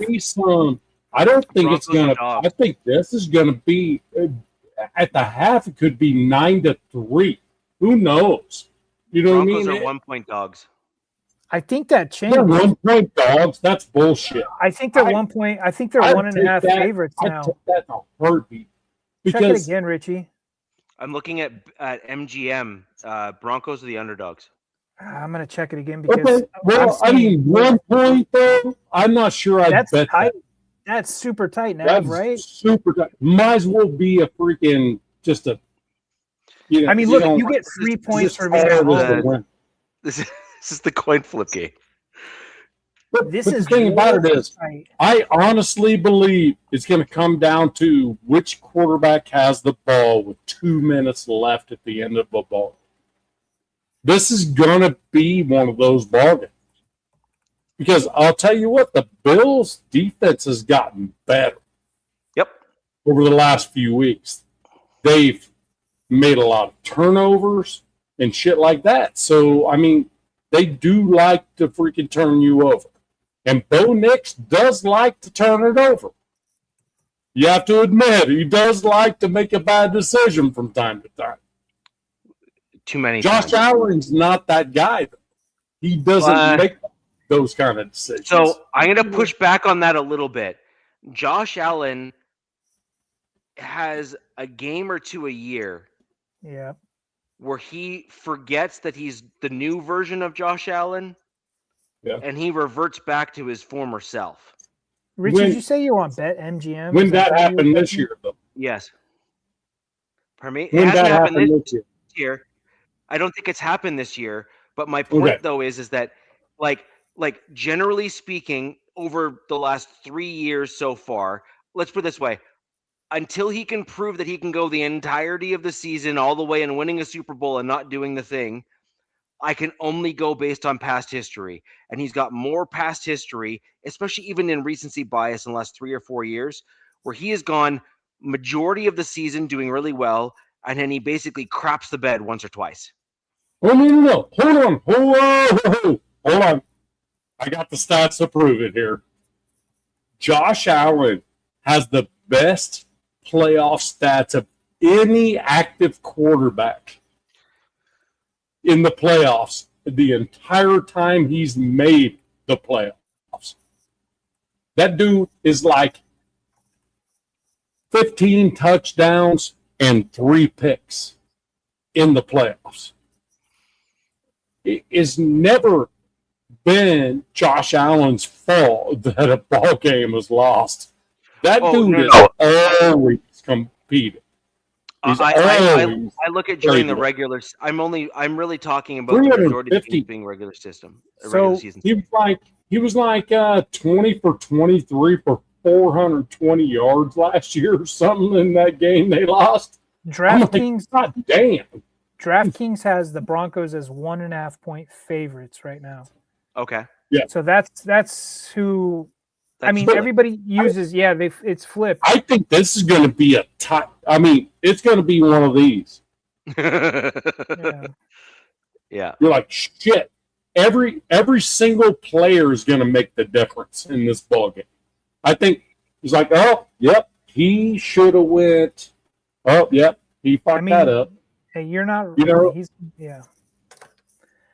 not wrong. Mahomes was. And the reality I don't think that's true. The Bills' defense has gotten better over the last few weeks. I don't know if it's weapons. I don't think Mahomes has the best stats, generally speaking, because there have been games. No, because I actually think that Mahomes has had a couple games where he himself has been the one to, like, quote unquote, make the mistake. So, for example, if you look at the Tampa Bay game as an example, and KC Chiefs fans, by the way, appreciate you being here, my man. But when you look at Mahomes and you look at, say, like the Tampa Bay Super Bowl loss, for example, where Tampa Bay won with Tom Brady there, Patrick Mahomes. Yeah, Patrick Mahomes turned the ball over a boatload, and Josh Allen has never really done that. I do recognize that, but my point overall is that in the regular season, and I realize playoffs is different, but again, like at some point, someone's gonna, have a little too much weight on their shoulders and potentially could crumble. Josh Allen has typically not done that, so I agree with Nav on this one. But we have seen Mahomes have some crumbling moments in the playoffs where he has made mistakes, made errors, and done some bad things. So, anyways, with regards to, I'm not a fan of what you just said, because it's actually not true. What? What you just said about Josh Allen making mistakes in the playoffs. He just doesn't do it. I never said that he made mistakes in the playoffs. Oh, I thought you just did. My bad. No. I said that. I said that at some point he's bound to make mistake because he hasn't done so yet. And there's going to come a time where if you are basically shouldering the entirety of the weight, that it is fair to think that you might crumble under the weight that is on your shoulders. In the regular season, however, Josh Allen has typically, not this season, but typically had a couple games where it's just like it's objectively bad. Like he has actually played objectively poorly. Now, this season he has not done so, but I'm thinking that at some point when you have to keep on being the guy, right? Where if you're constantly having to like force the play, make the play, do the thing, that at some point no one's perfect. Someone's Right. going to make a mistake. It's not even a knock on him, by the way. It's just at some point when you got one wide receiver, one running back, and yourself as like the only guys that you can count on to do anything. And 2 tight ends. By the way, they're both all pros. I mean, or both Pro Bowlers. Yeah, they are very good. But again, you can key on those guys. Is my point. Yeah. Is you're in a disadvantage as a quarterback on the field. I agree. I wonder if go ahead, Nev. Sorry. No, I agree 100%. Here's the thing. Am I a Bills fan? Absolutely not. Josh Allen to me is a dude that came in the league, and to be honest with you, when he first started in there, everybody was like, he's going to be a cast-off. He's just rough. Not playing good and that type of stuff.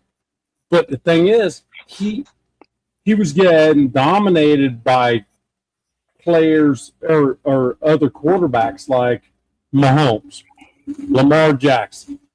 You know what I mean? All these dudes that are not in the league. If I was Josh Allen, I'd be sleeping at night going, am I going to get beat by Bo Nix? That would be what I would go to bed thinking.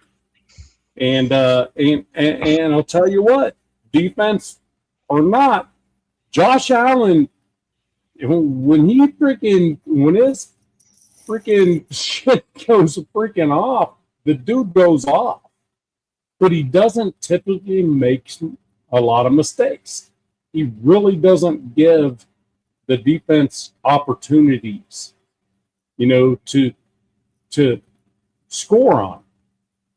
I mean, I think he's only been scored on 4 times in 6 years, from what I'm seeing right here.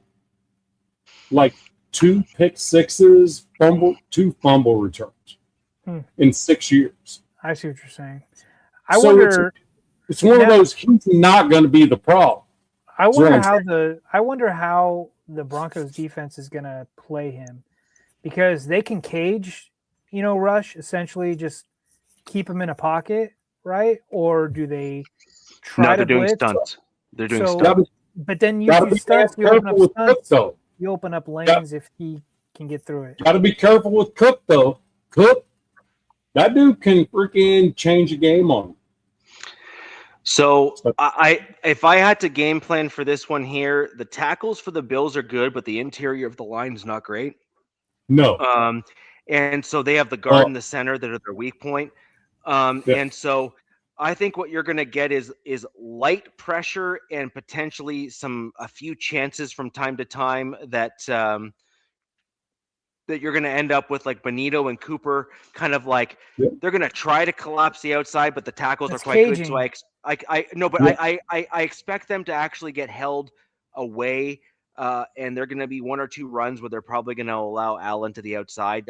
He's going to get his yards. That's just the way it's going to work. But what I do think you're going to start seeing is interior middle linebacker blitzes right up the middle. So I think you're going to see Greenlaw. I think you're going to see Singleton. I think you're going to see a couple safeties, and they're going to get home and they're going to bring them down. You're talking about delayed blitz. Believe it or not, yes. A Chiefs fan just freaking showed me the playoff stats for I saw that between Mahomes and freaking Allen, and I'll take Allen all day long on that shit. I mean, can you put that up there, please? The Chiefs fan for life. Put that one up there. Mahomes. Playoff games, 105 passer rating, 62 touchdowns and 10 interceptions. Allen's 14 games, 102 passer, 26 touchdowns, 4 interceptions. 26. 62. Okay. No, not 62. Well, Mahomes has been in the playoffs a lot. Is he talking head to head or no? Just it's 26. No, he's talking overall, but he's talking overall on one piece, but not the other piece. So Allen, 14 games, 102 passer rating, 26-4. That is freaking amazing in the players. I just don't see, other than Josh and maybe Cook, I don't see anybody on the Bills getting the better of the Broncos defense. Like, Cook is fantastic. He'll be the best running back in that game. The only thing, I mean, with the wide receivers that are down, the only thing the Broncos got to worry about is Kincaid. Because I will tell you what, this dude will beat you up the middle like Kelsey does. If you let. And Dawson will get you a first down on the sideline all day long. So dude, the Broncos linebacker. All I'm saying is going to be one of those games. Which quarterback has the football in their hands with 2 minutes left is going to decide this football game. So there's one guy that I need to look up, and this is a guy that's a name that most people forgotten, but he was an outside linebacker conversion for the Broncos because they couldn't figure out how to use him to the best of his ability because he was a bit of a tweener. But he's a big dude who's fast, and that is what's his name? I want him cut, but we ended up keeping him because he got hurt. But it's probably going to be his last season with the Broncos. He's an inside backer right now. He converted back to inside backer, and I think he's back from injury and likely going to be able to play. I think it's Drew Sanders, if I'm not mistaken. And he's a tall, big, quick guy. If he's like 3/4 of the way where he was before, he would make for a very good dude to cover tight end at the linebacker position. He would make for a great like hybrid heavy set, like when you have the heavier sets rather than going to nickel or dime, going to like the base style packages, or you'd have him cover a tight end rather than say like a safety, for example. And he's a good dude to put in that, that kind of thing. But he gets hurt a lot. I have a question for you, Rich. Yep. Do you feel comfortable if the game is down to 1 score and Josh Allen has the ball 2 minutes with 2 timeouts on their own 20? Do you feel comfortable with that? I do. Actually. Okay. I do. Because I feel like it's going to come down to who has the ball last. If this is one of those scenarios where Vance Joseph right now is in an interview process and he wants to prove himself, yes, I do. Because I think Vance Joseph is basically 1 foot out the door right now for a head coaching position. Wasn't he your head coach like a few years ago? Great day of practice. 5-win team, but great day of practice. I just can't see him as a head coach again. He's not that guy, bro. No, but he's learned a lot. And he's always gotten a lot out of his players, and he's a player's coach. And I think that makes for a good head coach, as so long as he's learned his lessons from the nonsense that he tried to pull as a head coach before. Now, we'll wait and see. Does he have the mental mindset to basically say, I messed up and now I'm going to do better? We'll see. I'm seeing some mistakes on the defensive side of the ball. I got nothing that are leaving me with some pause. We'll just put it that way. But overall, I do think that we could do that with the guys we've gotten back now, and Vance Joseph as the defensive coordinator. Greenlaw is actually a pretty big difference maker because he's a coverage guy that would bode well for our coverage of tight ends as well as stopping the run. Singleton, as much as other Broncos fans like to crap all over him, he is like wicked instinctual in terms of how he plays the game. And Broncos fans don't give him enough credit for what he does throughout the game. They just like to point like the 1 or 2 plays where he makes a mistake. And then they basically tried to extrapolate that as the entire game. But when you actually look at what he's doing, he is way better than what most Broncos fans give him credit for. He's also tough as nails. I'm sticking my score, but I could see like by halftime, I could see the Broncos up like, I could see them up, 14-0 at half. I can see something like that, and I could see where it forces Josh to have to make plays, and they better be ahead. I'm telling you, if they're not ahead, that's going to be a problem at halftime. Yeah, I agree. And if the Broncos aren't ahead, what is going to be really interesting if Sean can actually restrain himself. I'm not sure if he can though, because this is a Sean Payton problem. But to resist the temptation to go pure pass. Mm-hmm. The way to come back actually against the Bills is to do the exact opposite, right? Which is to basically like drive the ball running down the field and get yourself into the end zone and basically take chunk time off the clock. So if you're down by, say, a score, drive yourself down the field through largely running the ball, wearing them down, chewing out the clock. You're doing two things, right? You're getting yourself back in the ball game, but then you're also keeping Josh Allen on the bench. It's kind of like the old, like, how do you try to beat Mahomes? Well, ideally, you keep him on the bench. That was better said than done back when he was in his heyday, because the Chiefs had such a well-rounded team that you were done basically either way. but that's how I think you can put to bed or put to rest the Bills. I do think, honestly and truly, that the Bills are, unfortunately for Josh Allen, because I actually really like the dude. The dude's awesome. Like he is such a great. He just seems like a genuinely nice person. And he also is definitely a skilled quarterback. My issue is that I just think they have too many injuries to overcome. That's my issue too. I just think that they just have too many injuries to overcome for my Broncos that are coming back healthier almost than they have been the entire season, with the exception of two players. That's J.K. Dobbins and Brandon Jones. Yeah, it seems like you'd have to make the AFC Championship for Dobbins. Yeah, right. But yes, exactly. But aside from those two players, we're getting other guys back that were not available to us throughout the majority of the season, and I think that that's going to make a bit of a difference, more so than what a lot of non-Broncos fans and also some Broncos fans that are just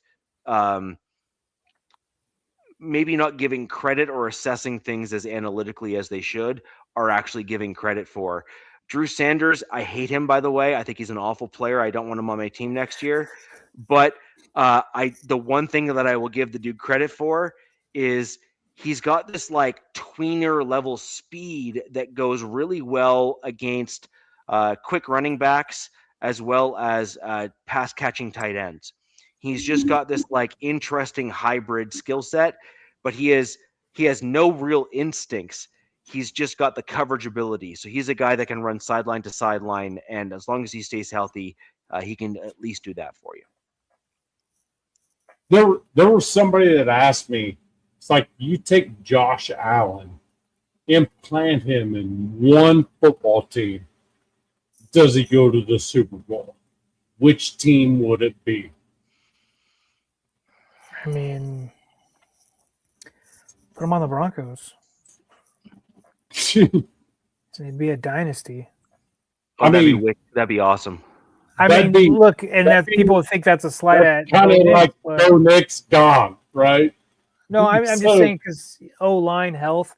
Broncos have been relatively a very healthy team. Who else? I mean, you could put them on a lot of teams, to be honest with you. No, but it's put him on one team and he goes Super Bowl. Oh my God, Rams. Rams, yes, yeah, I could see Rams. Yes, I could see Rams. Yeah, I could see Rams. Stafford's fucking amazing. Don't get me wrong, but that's even different. He wouldn't survive the offensive lines in LA, brother. Look, the one thing with Allen is he is a moose. Like the dude's a moose. He's a big dude. He's smaller than Herbert. by the way, but he just takes on contact. He's like built to want to hit somebody. Mm-hmm. I said if you put Josh Allen on the Colts, everybody dies. I love the Colts offensive line. So I'm just saying. The downfall of the Colts has to do with obviously Daniel Jones, but that's another team that looks like they're going to bounce back next season. You would think, right? But I just said they were all going Rams, all this other shit. I'm like, just put him on the Colts. He's the Colts quarterback. I mean, some of these quarterbacks, you got to look like, who is it? Stafford. That's a win. Like Stafford, I think somebody said, and someone can correct me on this, like he didn't win his first playoff game like the first 10 years or something. No, he played for Detroit, dude. Yeah, and then he goes to the Rams and just flourishes. And so did, I mean, to be fair, so did Goff, but I mean, that's Ben Johnson right there. But right. And I mean, look what he's doing in the Rams. I mean, Detroit was just such a god awful organization for a long time. It seems like they've got their act together. But that's another guy. I like Josh Allen. Ardell just said if the Raiders hire Brian Daboll, I will be butthurt. Yeah, I don't think. I don't think that's the. Well, they may not bring him in as your head coach, but why exactly? And I am curious, by the way, Ardell, genuinely. Why would he be such a bad OC if you're bringing in a young offensive-minded quarterback when you've seen him level He kind of up? Resurrected Allen's career. I know why. No, but he leveled up two separate quarterbacks in both stints he was at. But I know why. Why? Oh, is it time for me to talk about Raiders coaching candidates? Yeah. Matt Nagy's not getting hired, KC Chiefs fan. No, fuck Nagy. He's not getting hired anywhere. He won't get hired anywhere. You're not. Okay, so forced to take him back. So let's quickly just touch on the Raiders coaching candidates, and then we will do a roundtable of the Broncos Bills rapid fire score. So let's dive into that. Right. Okay, well, rapid fire. Damn, I have a book here. Okay. So what's already happened is Davis Webb's been interviewed, Broncos QB coach. Mm-hmm. Matt Nagy, I don't even like the fact that he was in the building. Vance Joseph, yep, I'm good with that. And Kubiak. Wild card for me was Kingsbury is out there just floating around and nobody knows what he's doing. He doesn't seem stable. So we don't have to worry about a Rooney Rule because Patrick Graham is going to be interviewed for the head coaching job. So it doesn't even matter with the Rooney Rule. So, and then I put in there at DZ Wilson 57 because I need to contact you, bro. Because you are the hardest person ever to contact. So, all right. So anyway, all right. So first, with all that shit I just said, Signetti needs a phone call.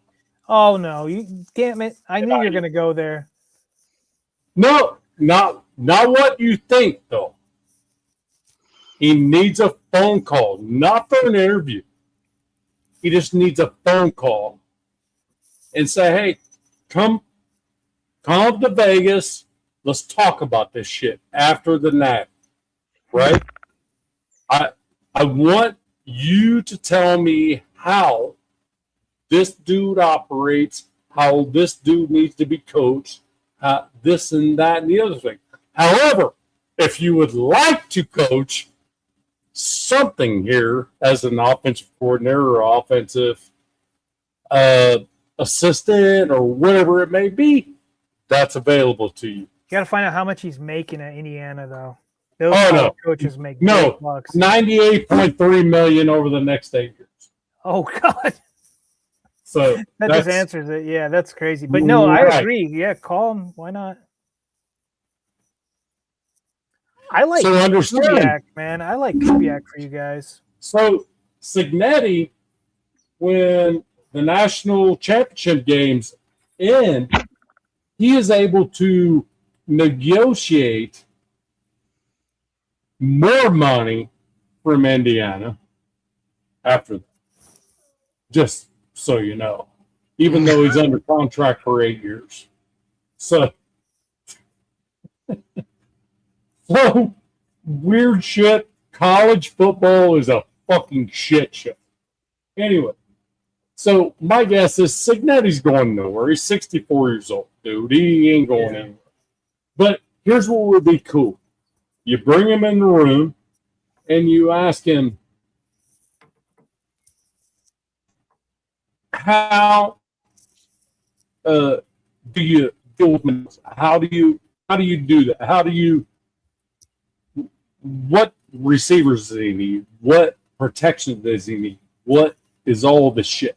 Just bring him in and just say, hey, I'm just asking. Because we have the first pick. Who do you need? Who would be the best offensive line coach? How will we do that? Any of your staff that can come down here and help us out? You know what I mean? Why wouldn't you? Why wouldn't you do that shit? What makes Mendoza tick? Pick his brain. What makes him tick? Yeah. Get some dudes. I mean, look, maybe the Raiders can poach. Maybe the Raiders poach a few coaches off the Indiana team. Staff. Yeah. Staff, and they come over. I'm telling you what, man. That would be a great freaking meeting. Call it a meeting, not an interview. Yeah. You know what I mean? So, and what will that do for Cignetti? Because every year he gets to negotiate his contract. He just got an interview with an NFL team. He can negotiate more money next year. And, oh, by the way, he has Fernando Mendoza's little brother as the successor for next year. Does he really? Yes. His little brother is the QB2. Oh, wow. I just saw that Drake May is going back to college.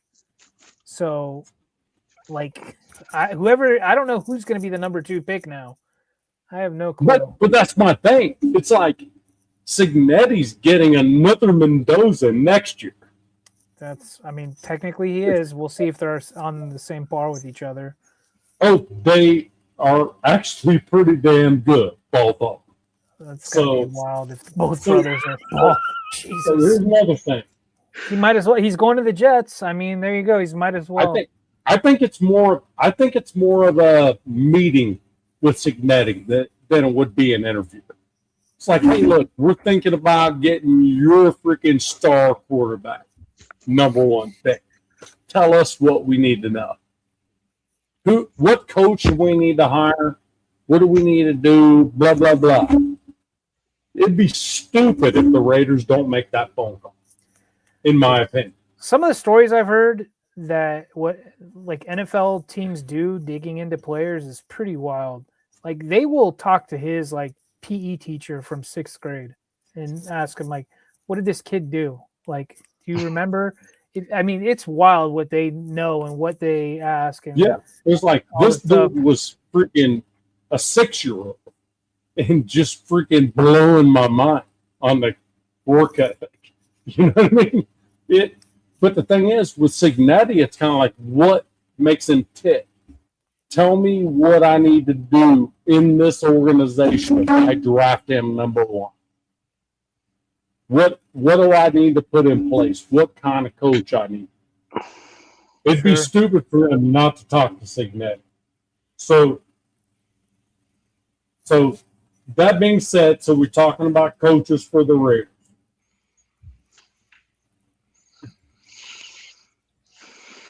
So Go ahead. That's Spytek and Brady that, are probably going to be doing all that stuff, right? oh, sure enough. But I mean, that needs to be a conversation.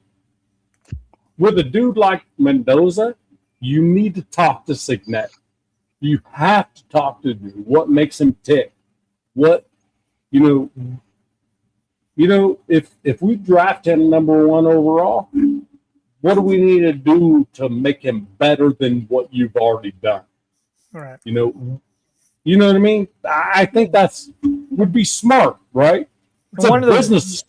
I mean, one of those ways is they probably take aspects of his offense that he's currently playing under, and the Raiders adopt parts of that to kind of, help his transition. What kind of coaching gets it?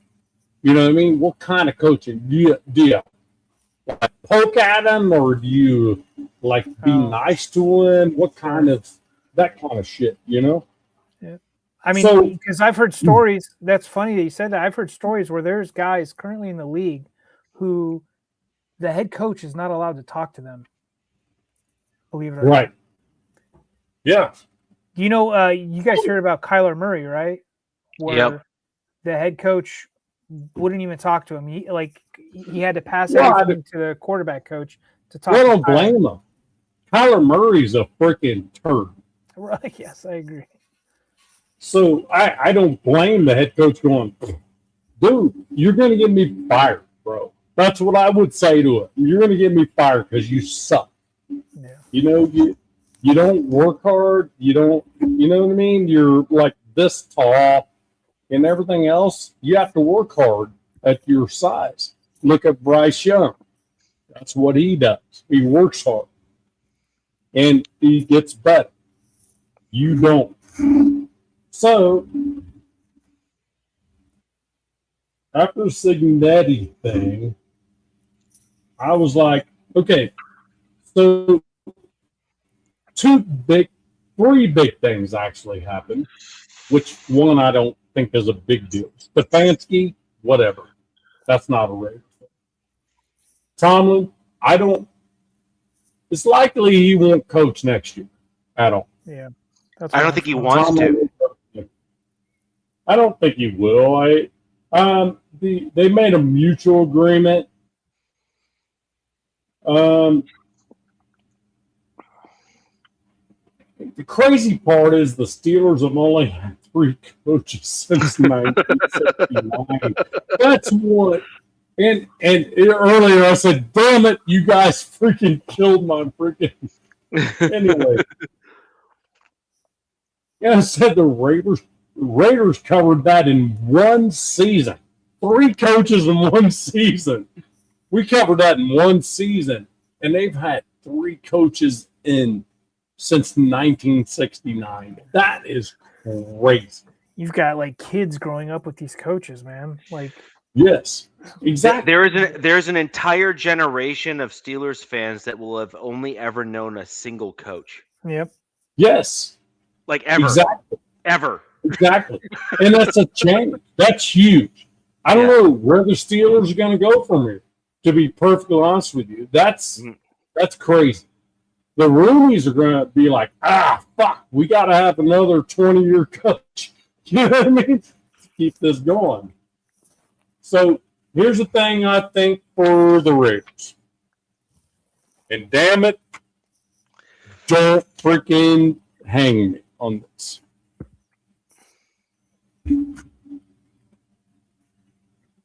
Okay. If it's Clint Kubiak, I still want an OC like Davis Webb.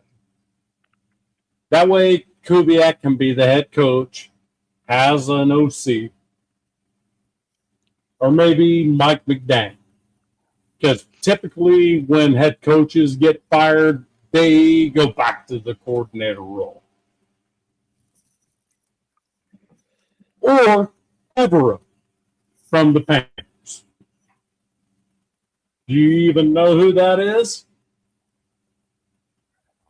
As a DC. I want to explain. Look, I don't follow the Panthers as most Raider fans do, but my wife's a huge Panther fan. This dude Everett has nobody on that defense, and they actually freaking are a great defense. You realize that he was almost the Broncos defensive coordinator, right? What's that? He was almost the Broncos defensive coordinator. He was. And then when Sean Payton showed up, he fired him. Well, no, he was He poached. got let go. He was poached. So he was a positional coach. He was never a DC, right? He was a positional coach. He was a DC because the DC was already fired. Yeah. He was the intern. Yeah, and he's that dude is gonna go places in the league, like, for sure. Richie, who do you think is the betting favorite to be the Raiders? Hearing Kubiak, but one of my sources that I just went on, he's the betting favorite for the Falcons head coaching job right now. They think Matt Ryan's going to hire Clint Kubiak, which I think it was interesting because that was the name that I was hearing all over the Raiders. That's their number one freaking hire. However, I have a sneaky pick for you. Sneaky. For you guys, right? For the Raiders. Yeah. If the DC type head coach, I would lean into mentor in a DC role, or even keep Rob Leonard as the DC if mentor is the head coach.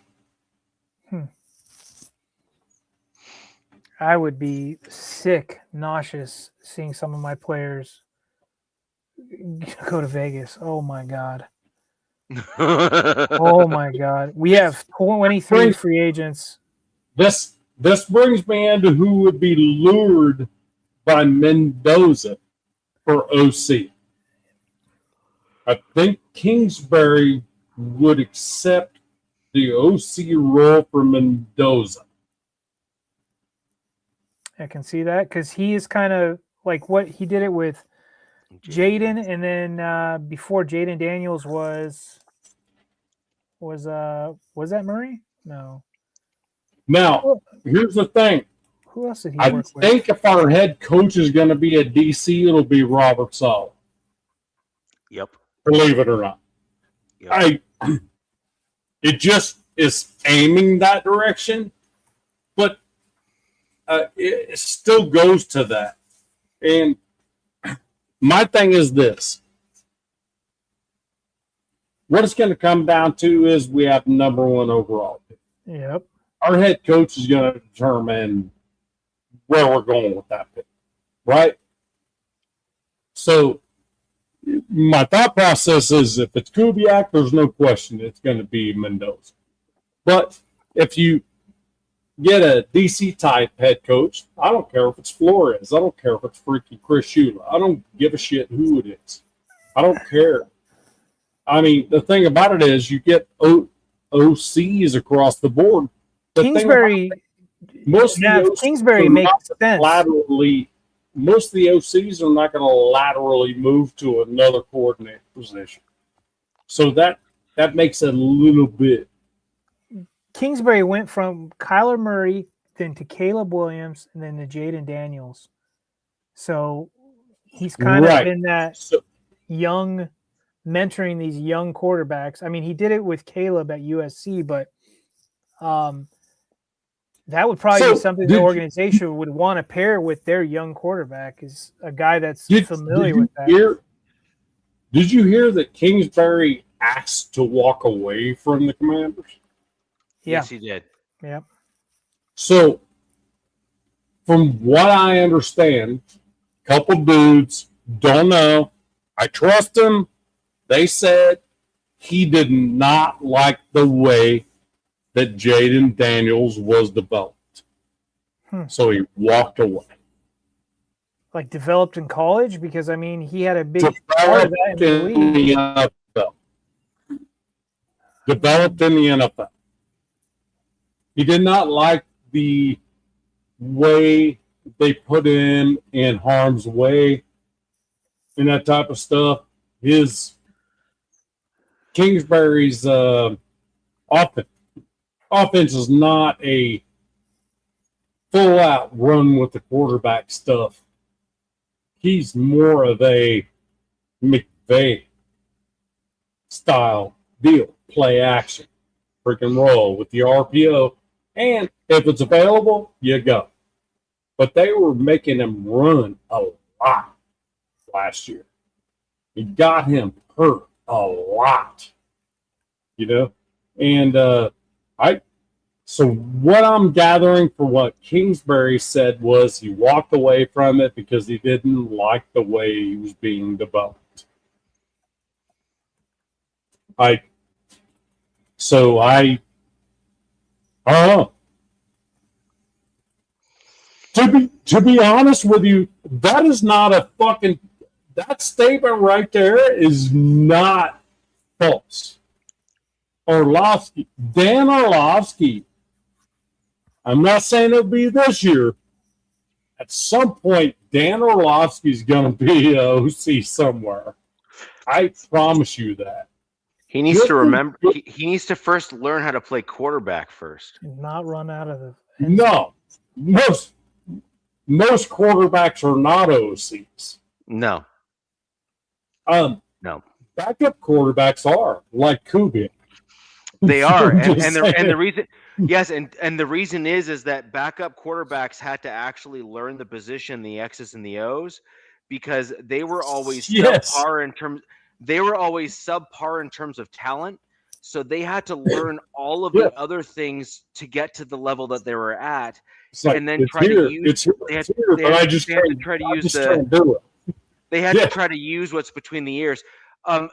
Real quick on that, actually, and this is super interesting and perhaps a good transitionary piece to kind of close out the show with in our quick rapid fire is Shannon Sharp interviewed John Elway, perhaps for the first time on his show on Club Shay Shay. And probably the most intelligent thing I've ever heard from John Elway was he said, I would have made a horrible quarterbacks coach or coach in general. And he said, when I was playing, I just kind of like knew I could do things. Right? Like he's like, and that makes total sense. First off, John Elway had a cannon attached to his arm. Like it was ridiculous. Like it was ridiculous. And so several broken ribs on receivers in practice that didn't have shoulder pads on. So like when you have a dude that can throw the ball that well and that hard, there's just certain things that he can just naturally do that someone else can't. So he's going to be like, what do you mean? You just kind of like take 2 steps to the right and then like as you're falling down, throw it 65 yards. Right. Just do that. Just do it. Like just do that. Yeah. And like and then the average guy's like, dude, I can't throw it 45 yards on a good day. Right. And so that's the difference between like a guy like Elway and a guy, the average quarterback even in the NFL, right? And so like as Elway said, he goes, I just knew to do things. Like I could just do the thing that I needed to do. And so I would make a horrible coach because like I could just do something. I didn't know how I just did it. I just did it. And communicating stuff. Yeah, exactly. Yeah. Exactly. Born talent you can't teach. Right. And so whereas like Gary Kubiak was like, no, dude, I had to learn how to plant my feet. I had to learn how to shift my weight. I had to learn how to like like I had to learn how to like do all these things. And then of course Elway's like, either I just did that stuff naturally and didn't know it, or B, I just had so much God-given talent it just didn't matter. Right? Like Ben Johnson. Ben Johnson. There was a clip the other day. Ben Johnson says, Caleb, look, all you have to do is turn to your left, look here, know that your receiver is going to be here. Yes. Turn and throw the damn thing. You don't have to know. Yes. He's going to be there. You know, I love Ben Johnson said that to him. He's going to be there. Do we get any hirings? He's going to be there. Yeah. If he's not there, it's going to be a penalty because he got freaking He's being held. He's being held. He's being held. Yeah, yes. Exactly. He's going to get be any there. Head coaches hired by next show? What's that? Do you think we get any head coaching hires by next show? No. No. I don't think it's going to happen until after the national championship game, to be honest with you. Because, to be honest with you, the Miami head coach is probably looking to go into the NFL. Cristobal? Yeah, Cristobal's probably headed back to the NFL. So I don't see a lot of movement in the next week. I see a lot of interviews. Yeah. But the thing about it is, until we get to the Super Bowl, to be honest with you, we don't know who's available because you can't mess with the dudes. The only reason Kubiak was touchable is because they had a bye week. True. Yeah, so. I think by Friday you're gonna have one team hire the guy that they like if they're not in like the playoffs this deep. I think they're gonna bring in their guy. So I think by Friday of like, so you have the like for the next show. I think by the Friday after the next show there'll be maybe 2 coaches that'll be hired, and that's because the teams like guys that aren't in the playoffs. And by the way, there's a method to that madness as well, which is if you bring in your coach that early, then that coach can start like putting together and making the calls to get their staff in. And I actually think that that's a smart move from those organizations. However, on the flip side of that is if you're a head coach, if you're an organization that actually prefers and wants a guy that's in the playoffs still, you're going to simply just hold off and wait. So I think they're going to have like 2, maybe 3 head coaches that'll start getting knocked off on like Thursday and Friday. And then I think you're going to have the remainder that'll be like the week after, where some of the coordinators that they like that are still in the playoffs that have been interviewed, then you'll get the next wave. So it'll be like after the next show and then perhaps after the show after that kind of thing. But I do think we've kind of gone on long enough. I'd like to thank all of the folks for joining us tonight. We're going to quickly close out the show with a bit of a rapid fire in our score predictions. DZ, let's give your score prediction one more time for the Broncos-Bills game, because that is my team is the only team currently right now there. What's your score for the game? Got it tight. Super tight. That reflects the odds, and it flipped from Bills being 1.5 point favorites to now 1.5 point road dogs. Yeah, I've got this game going into overtime. That's my hot take. I've got the Broncos taking it, after both teams have possession. I think the Broncos get a field goal and win this 23-20. Okay. Now, man, what do you got, man? What do you got for us here in terms of score? I don't think it's going to go that high. I don't think it's going to overtime. I think it's going to be. Damn it! I said a number earlier, and just don't think it's the right number. So, I think it's 2016 Bills. Okay, 2016 Bills. Okay. So, I think Josh Allen gets the ball at the end of the ball game, and it's done deal. Richie? So I have two predictions for my score. I think that this is going to be. I think Sean Payton's going to pull some tricks out here in this game. The last two games that we played against both the Chiefs and the Chargers, he has intentionally done some things to obfuscate his offensive game plans and not put that much on film. He's intentionally kind of put out very basic versions of offensive concepts without any additional oomph, if that makes sense. And I think that that's going to cause some problems for the Bills defense in terms of what Sean Payton's going to put on the field. My score prediction is 24-19 Broncos. I do think the Broncos take this one. I do also think that this is a run-heavy version of my Broncos with jumbo sets and other things involved as well. And my last part of this prediction is I think with that score, I believe McDermott also gets fired. Yeah, I tend to agree as well. Bills lose. McDermott's gone. No. I don't necessarily think that Bills lose, McDermott's gone. But I think if it's 24-19, where you have a bit of a spread, where it's more than like a last minute, chance field goal. No, McDermott's gone. Okay. All right. My buddy's a Bills fan. He's like, no, there's no way. If this dude doesn't make the freak go to the Super Bowl, he is done. Cool. And this is the year that it needs to be done too, because it's got to be done this year. Yep.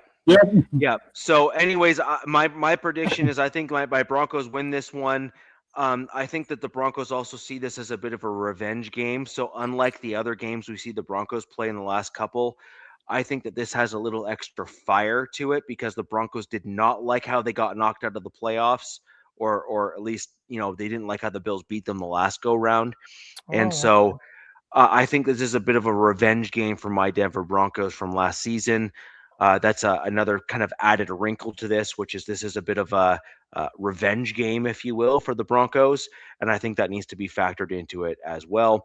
Either way, I am holding true. I'm going to stick with it. I think it's 24-19 Broncos, something in that general range at least. And I do think that certainly pushes McDermott out the door there in Buffalo. He is definitely, in my opinion, kind of the John Fox of the Buffalo there, where they're going to want to move on to find someone that can get them across the finish line.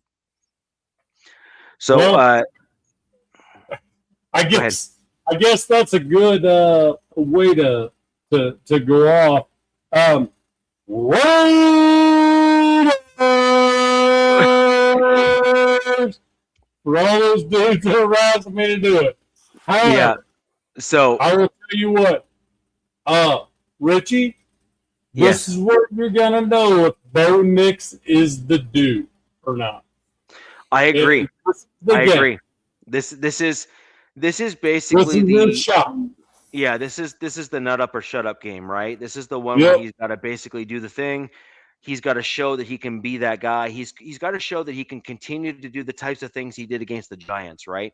He's got to show that he can make that progression. I totally agree, 100%. Yes, I also agree with this as well. RJ Harvey has much to work on, and yes, we will leave it at that. So, anywho, guys, field, dude. Yes, just run that way. Run Look, that Rich. way. For fuck's sake, dude, you're big. Dude, I haven't been in Montreal for a little bit, but I am, as you can tell from my name, the A stands for Canada. So Randy and Broncos, give me a follow on X. It's always great to meet fellow Canadian Broncos fans. Some of the snow Mexicans coming out. You will also see in the future I have a Canadian Broncos flag that I'll have posted behind me that I had custom printed. That's going to be coming back as well. Please do not show that to me. I don't want to see that. Of course you do. Why? Who doesn't? But anywho, Ladies and gentlemen, I'd like to thank you all for joining the show tonight. It's been fantastic. We've had a great little run here. Much love, brother.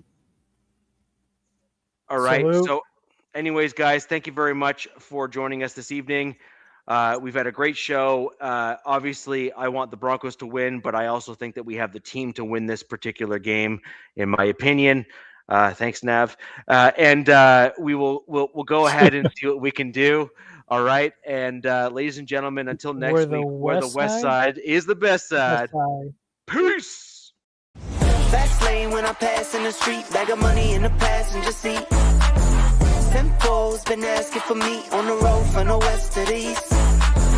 Way up, I might never come down, cause the coast's racking up the flame out.